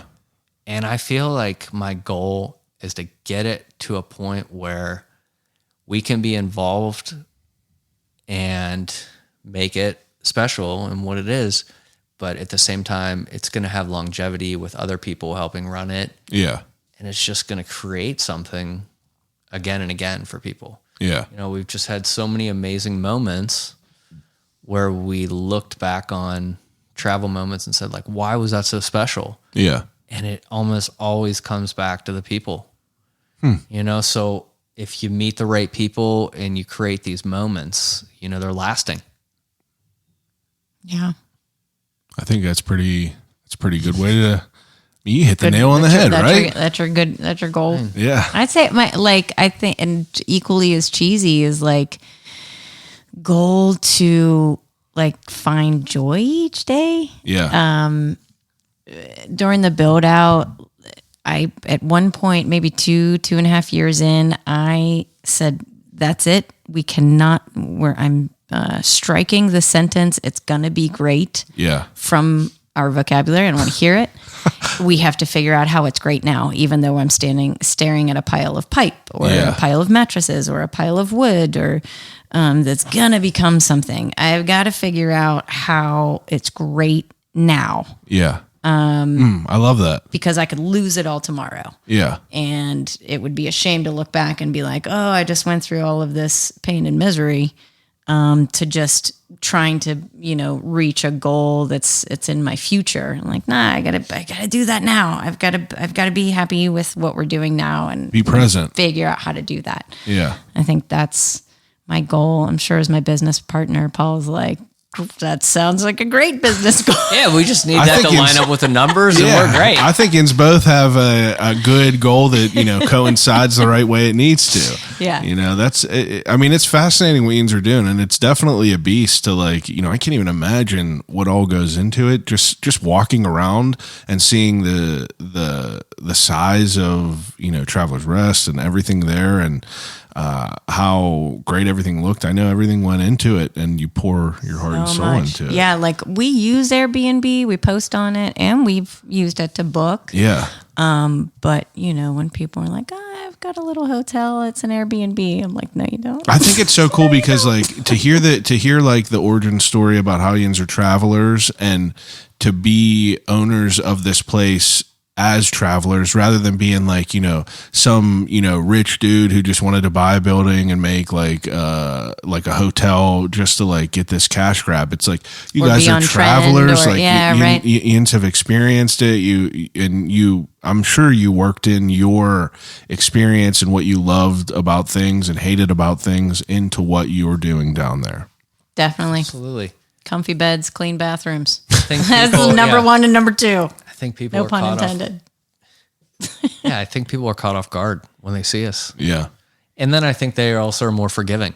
Yeah. There's something quirky about the building. And then, if it's some top-down executive, like you're saying, that needs to take a loss to put up this property, they look at us and they're like, oh, look at these two dreamers. All right. Yeah. So I think people really, they do. People get They behind appreciate it. the story. But it's also, they get a taste of Pittsburgh when they come and talk to us. Chatty people who, they were supposed to be out of the building in a half an hour. Oh, they've been here for 2 hours. We've just been sitting and talking. And also just random Pittsburghers walking up and talking to our Yeah. guests is just amazing to witness. Oh Yeah, now that we got like the Just sign like- painted on the It is outside, absolutely and brilliant. yeah, people Oh, just walk, man. or the garage doors open, and what are you doing in here? Yeah. What are you doing in What's here? going on? What's that? Did you build that buggy in your basement? That's awesome. That's cool to hear about. Yeah, I enjoy it. I enjoy the story. I'm sure that other people would enjoy the story. You think there's anything I forgot about the story? I feel like asking you that is a loaded question. I think we covered. We're gonna have to get you back on here to just talk about random shit. Some of your ideas that could have been. Random ideas. Yeah. Oh, Pull out a hat and just write them all in there and pull tidy them out. Worst toe, and best ties idea. up, tie ups. Wait, what's a tidy toe? Please tell me what that is. All my that could have God. been. It was essentially like a crock, okay, and it was a foot suction mounted foot scrubbing device that suction mounted to the bottom of your shower. It was for people that were having issues with mobility, obesity, diabetics, and it was essentially a foot scrub brush, and I just for like They have it. 3 years. Yeah, it's Easy Spa. You were doing It's it called in the Easy school. Spa. My friend called me up and was like, yeah, it's the number one selling It was your infomercial. school project, wasn't it? Yeah, it was like $32 million in sales. I was like, You want to know my idea that I thought that I Slip came up through. with? I have two that I was like, this is going to change it. My first one is my buddy had cats growing up, and I would Okay. see his cats shit in a litter box, paw it around or whatever, and then just jump on his countertops. And I was like, there got to be something. So I know, it's just ridiculous, cats. So outside the kitty litter box, I wanted to have a square sterile pad. So anytime a cat would jump out, Love it. their paws would touch it. That's brilliant. So I'm like, this is going to be it. That's it. It's made already. It's already made. My second one, cereal flavored milk. I wanted to bottle, like, you know how people go buy Yoo-Hoo and shit, Yep. right? It's like, why would a kid want to buy, what's different than chocolate milk? Imagine if you had Fruit Loops Pebbles. milk or Fruity Pebbles milk bottled. Come on now. Cookie feel crisp. Cookie crisp milk. Like you could do a Pittsburgh think tank. That's what I'm Where saying. you just get a bunch of your friends together and you're like, all right, you got us. It's this much an hour. Dude, I'm telling you, I'm not just like, I wasn't trying to prolong the story, just like, yeah, I'm the same way. It's like, I'm literally just like it. So it's fascinating to me. I love hearing it. And it's a beautiful thing to be a partner to someone that has that side of organized chaos in their mind. Are you like that in your mind? Or are you kind of just like, I'm figuring this out, what we're doing right now. I'm focusing on this. I always thought that I wasn't. I think when we first started Green Gears, I was like, okay, this needs some organization. But I am disorganized. I've always have, and I've never bothered to utilize any organization skills. She asks a ton of questions. That's good. Tons of questions. You shine in the places that he doesn't, and it's probably vice versa. Yeah. We do. We Good do team. well. Good team over 2 decades. As long as we can figure out how to be in charge or How do you manage being business owners and business partners as partners in life and being are you married? yeah. How do you manage that and keep that not crazy? What do you need to do that, to appreciate each other, give each other grace? Counseling for one. Yeah. Yeah, we went There through was a period. some therapy. Yeah. After, at 15, 16, 17 years of being together, we decided to do that. And it was like, oh, wow, all of that we had created, all of those, ways of communicating for over a decade. Now we have to like really work to undo. I feel like we still do work to do that. I feel like it's patience. Yeah. I mean, I am not a very patient person. Mary Beth is. Really? I would And never have guessed that. And I just have to be patient. It's like the turtle Yeah. octopus. It's like I'm always ducking my head in, and she's always got Tell me more. arms, Tell me tentacles. more. I'm just like, all With right. all my tentacles. So patience, but also just carving out time, which we haven't been good at. Yeah. But we found, we would always try to exhaust ourselves and then do a large trip. And it's really important to carve it out along the way. Yeah. Maintenance Get trips. a weekend. Yep, exactly. That's where we're at right now. We're going away next weekend, and it's just like a maintenance trip. She's busy with what she's doing. Yeah. She has a full-time job, and then the side job. I have a full-time job, side job. Just goes nuts for a while, and then you just need to get away a little bit. Yeah, even if it's just a little one. Yeah, it's better where for you your guys- mental. Yeah. You're just going to perform better. You're going to Yeah, work just better like- after a refresh. One night at the Traveler's Rest, and it will change everything. You just need a little. I mean, that's one way to deal with it. So good. You would think he went to school for marketing. All right, so let's get to the ending segment that I do with everyone. I do an ending segment with everyone called Desert Island Questions. That was so good how you had that just right there. Desert Island Questions, whenever I give each guest three categories to take with them on a desert island and use until they starve to death and die. First category is movies to take on a desert island. You both will be able to choose 3 different movies. So I need to know what those are. 3 each or 3 total? each. Go ahead. I know you love movies. You probably can't even pick 3 right I now. know. Okay, well, I'll ahead. start with one of my childhood favorites, Rad, which is a Rad. BMX biking movie. That's just nostalgic, so I'll probably put that in there. Okay. Princess Bride. Yeah. Third one, I would say probably like something feel good for, my mental. Sandlot. Oh, that's a good one. There you go. I could watch that every day. Just put it on. Yeah. I would say for The Godfather comes to mind immediately. There's got to be a musical in there, and it's either, I think it's The Wizard of Oz. It's going to have to be The Wizard of Oz. I know I have some people thinking, but it's Singing in the Rain. No, it's Wizard of Oz. And then The Quirk, I Heart Huckabees. I Heart Huckabees. Such a good movie. Oh, it's my all-time favorite. That's a good choice. You both have a good choice. 3 movies each. Like, And if we're stuck together, then we get 6 movies we now. Get 6 Come on movies. now, right? Now I'm curious about this. As a reader, I asked. Second category is 3 books to take. Okay. Do you read? Not a whole lot. Do you That's have one books? of our hobbies. Yeah, that I'll what? read out loud. Yeah, when we're on vacation, we'll pick a Or book at home. and she'll. I love that. Recently. That's like some Pony Boy type vibes from The Outsiders. Oh, that's a great movie too, or the book. Oh, It's incredible. S.E. Yes. Hinton. That was one of the books that I did read. Oh, it's one of the books. A book that I don't know about Desert Island, but a phenomenal book is Into Thin Air. Into Thin Air on Everest. Yeah. The Everest book. Yeah. I got to read that. It's on Oh my. my God. It's on my to-do list. That'd be really a dark. That'd be a dark one to bring.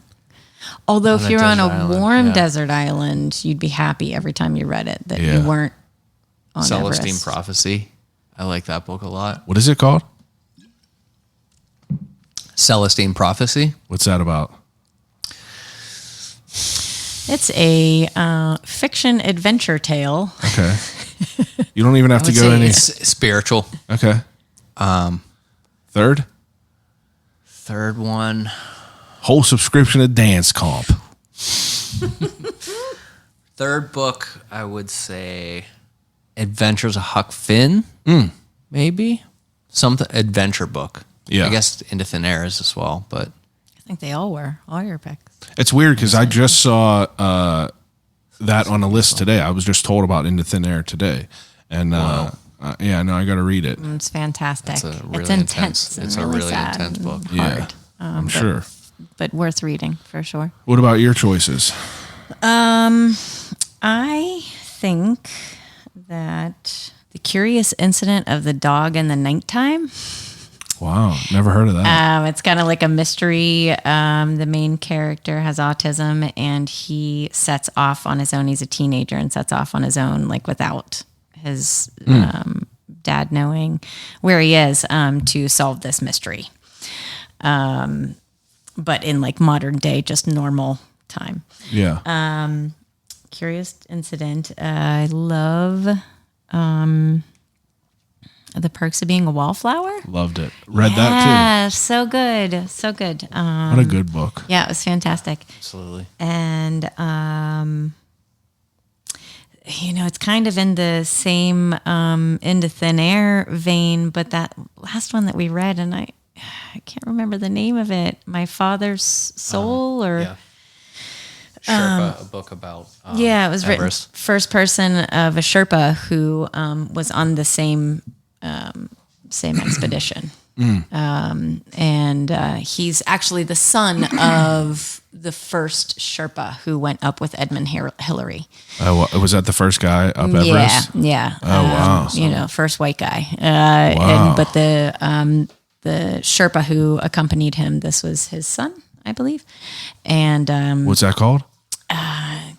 My Father's Soul. you said? My Father's Soul. Touching My Father's that's what Soul. it's called. Oh, it was fantastic. He would go back and forth between his father's expedition and then into his expedition. I'm all about that. And That's like yes. right up my alleyway of what I like to read. And he talks about going and having to go on the journey to get the blessings and the auspicious times to do these. And if it wasn't an auspicious time on that date, then he had to do certain ceremonies and stuff. It was really, really touching. Yeah, I'm gonna have to jump into that. Yeah, That sounds good. Okay. My Father's Soul. Third category, 3 CDs.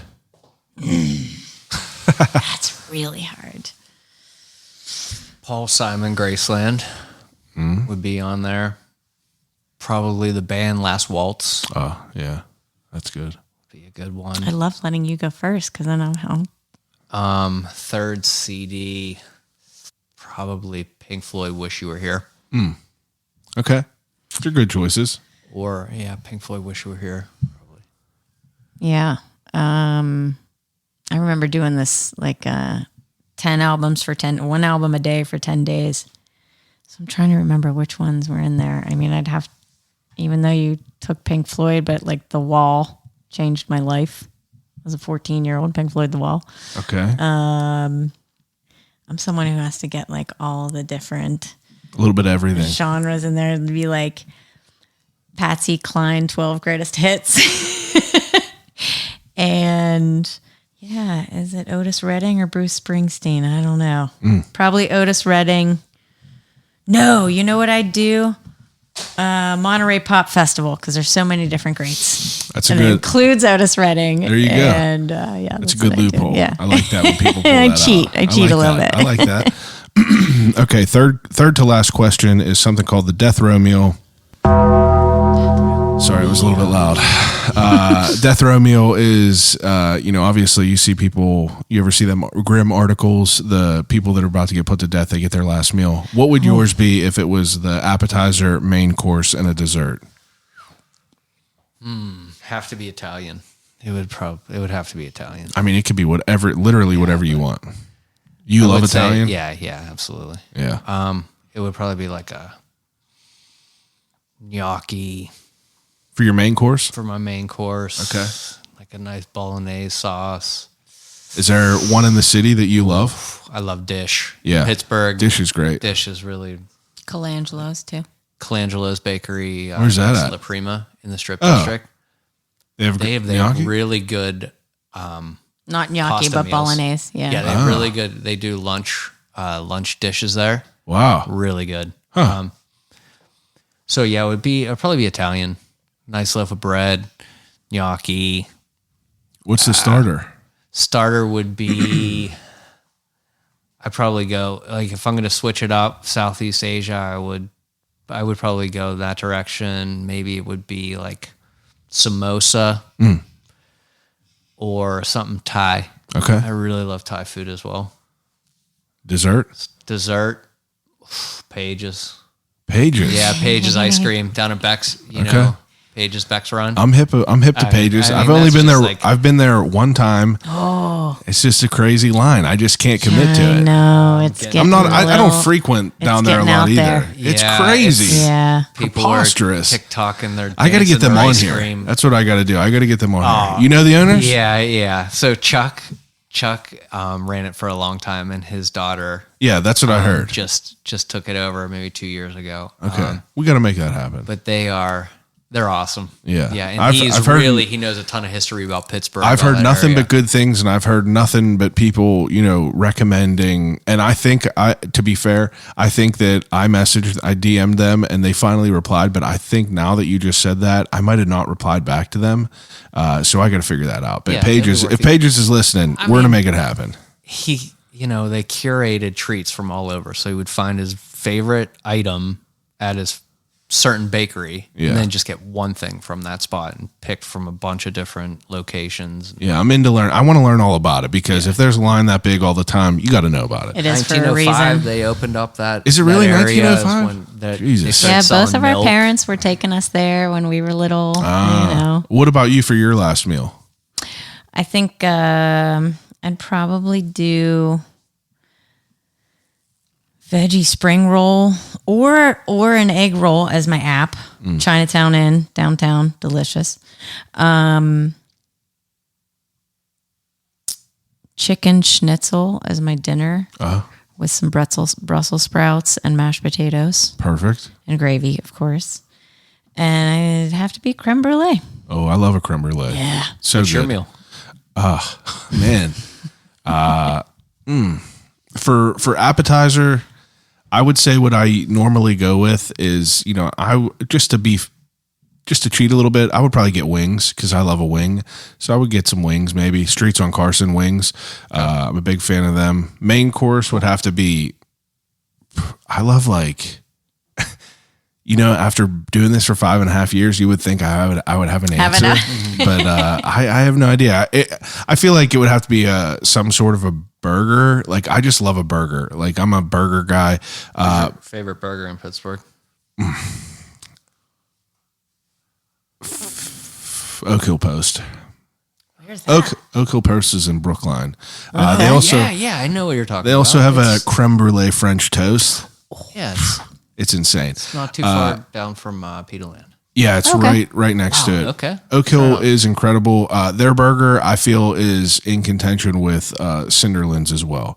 Cinderlands has a fantastic burger. But Tessero's. I like, what is it? Tessero's I've never been there. Where's that? over in Bloomfield. I- On Liberty. I'm not like I'm not well traveled, so sure. I No, Tessero's is I'm taking all recommendations, but I would put them up there. Good, I'll try that. But I'm a burger guy. I feel that's what I choose most of the time. And then dessert would have to be just like brownie, chocolate ice cream, chocolate sprinkles, whipped cream. I'm surprised you didn't say brownie. That's I just love like second. chocolate. Me and my wife call them fat brownie idiots, just because just so much chocolate, you just feel stupid after you eat it. Like that's what I enjoy. Like you get a case of the fat brownie idiots, or Yeah. you become a fat brownie idiot. I don't know what it is. All That's right. what I call it because it's just like after you eat it, you're like, I feel like a piece of shit that I ate that, and Can't my believe I brain did it. is shutting down. but I don't regret it at all. I don't regret it at all, but I have a problem with sweets. I love them. Oh, me Yeah, too. so Good do stuff. we. Okay, so Something our relationship is built on. yeah, food. That's So, sweets specifically. Well, my next question that I ask people is a couple restaurants that you guys love frequenting. Like, what are some go-to spots for you? Spice Island, Oakland. I've never even heard of that. See, that's Spice why I Island ask these Tea House, questions. yeah. What Spice Island Tea House been there since maybe like 94. it's food? Yeah. Wow. Thai, Malaysian. My Thai, goodness. And cocktails. Okay. really good. Spice I think Island. I haven't gone to a lot of the newer Thai places, but that's one of the best for sure. Okay. Michael's Pizza, dollar slices on Thursdays. Yeah, that's in Southside. That's we'll where hit we up go. Michael's. I've heard of that. I've heard great things about it. Yeah. I've they're never been there fantastic. yet. I need to go. I had my first legal beer there at 21 with my mom and dad. Perfect. Where else? Where else do we go? I mean, we'd like to hit up the strip. We'll go to Colangelo's and get a coffee at La Prima and Yeah. go over to Enrico's, get a biscotti. But I would say Tessero's for a burger, my spot for burgers, Tessero's, Thai food, Spice Island. I mean, Gaucho's great. Yeah, it really is good. We haven't gone there in friends a long of the time. restaurant in Mount Lebanon, Cafe IO. Cafe. If we're up IO. to Mount Lebanon, I mean, like that's where That's we're a gonna good eat. It's so spot where good. we eat. So good. It's incredible because, like, you know, I've lived here my whole life, and these are all like you're naming places I've never even heard Yeah, about. yeah, there's so many. I just went to Morcia the other day. You familiar with that?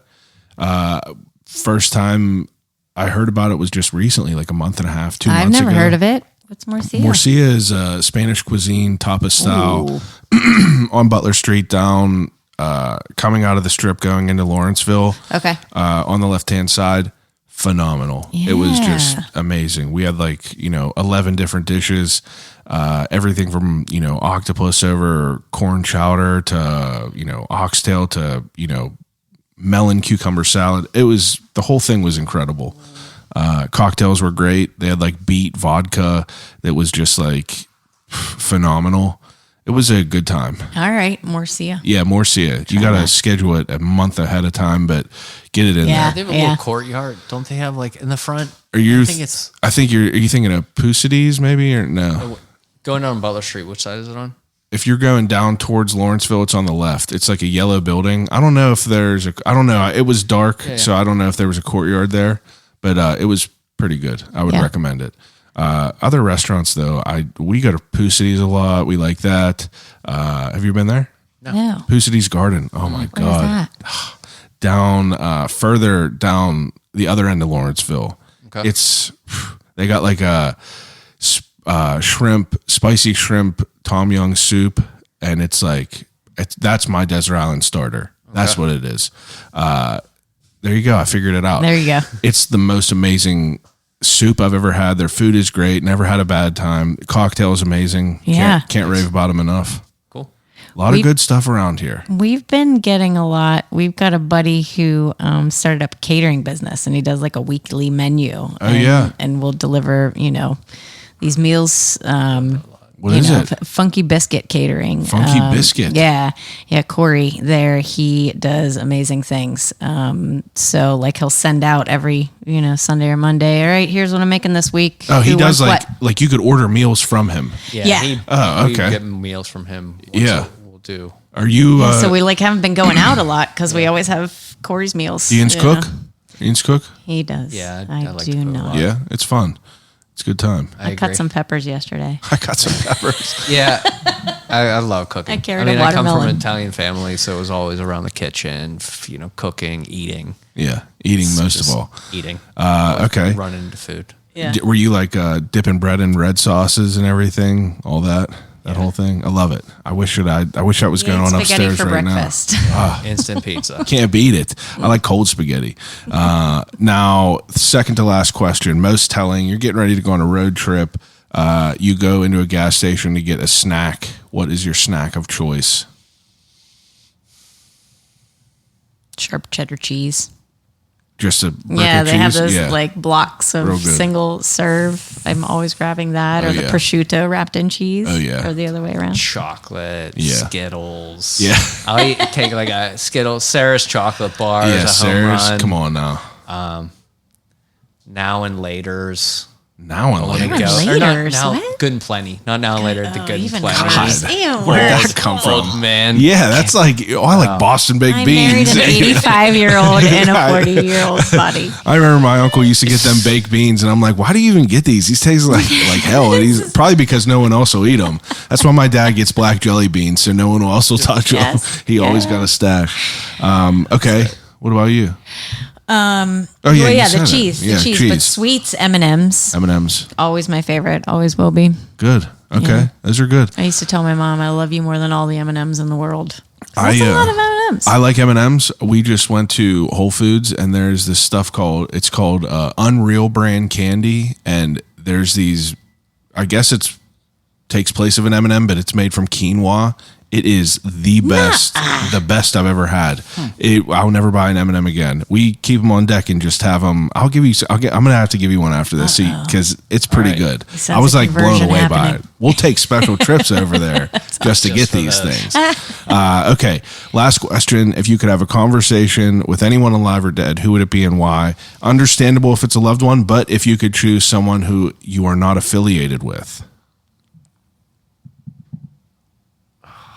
Abraham Lincoln. Abraham Lincoln. What a choice. Yeah, he was this guy who like had serious bouts of depression, and he was Yeah. the president of the he was Still president of keeping- the country. Wouldn't you think I want to know how he did that. you think that I would think that I would go on a limb and say that a lot of presidents are not mentally stable. And Yeah, that's dealing very. with a And lot of maybe that. he was just out with it. You know, he was just all right with it. I'm nuts, dude. This is it. It would probably be with someone that is like a Buddhist life coach, business type. You Yeah. know, like there's a couple different people. I think the one guy's like Ravikant Raval, I think is his first name. That interests me. You Yeah. know, the spiritual element with the modern day. I think it would be something along that line. Some sort of spiritual leader, That's good. I think, is where I would go. Okay. All right. You I say can't that, say and I'm that. like, oh, I gotta change my answer to Mr. Rogers. Man, he's been picked on here so many times, a lot of times. But that's a good answer, though. Like a spiritual leader would be or someone involved in that would be fascinating. Abraham Lincoln would be fascinating. You'd be surprised what answers I get on here. People pick a lot of wild stuff. I think he was just a great storyteller as well. I'd love to just be like, all right, talk Yeah. about this with your moral at the end. But Oh, yeah. yeah. Yeah. Yeah, I mean- it would have to be someone that I just, I don't know a lot about. Yeah. You're just inquisitive soak it. about. Yeah. That's good. I love it. I appreciate it. I mean, I think yins are both fascinating. I think what you do is fascinating. I'm a fan. I'm happy that we were able to make this happen. Now take a second and give everyone where they could find you, where they could book you, the whole thing. SSTRPGH.com is our website. That's like SS is in Southside, TR is in Travelers Rest, PGH is in Pittsburgh. That's the best way, book and direct is our website, but you can find us on Facebook, Instagram. We're pretty shoddy at social media. Yeah. We hired our cousin to help us out, and that's kind of really. She's doing great. She's has going to been hear we're able to- awful at No, it. And no, she's been fantastic. Yeah, she's helped us out a lot trying to get it out there because we don't have as much of a presence as we should. You're not a social media. You're not social media people. We were born in 80 and 81. We're Okay. like on that cusp Yeah. of like Missed it. quite didn't get that. And Yeah. I'm like, hey, I have a Facebook account. What? I gotta get an Instagram.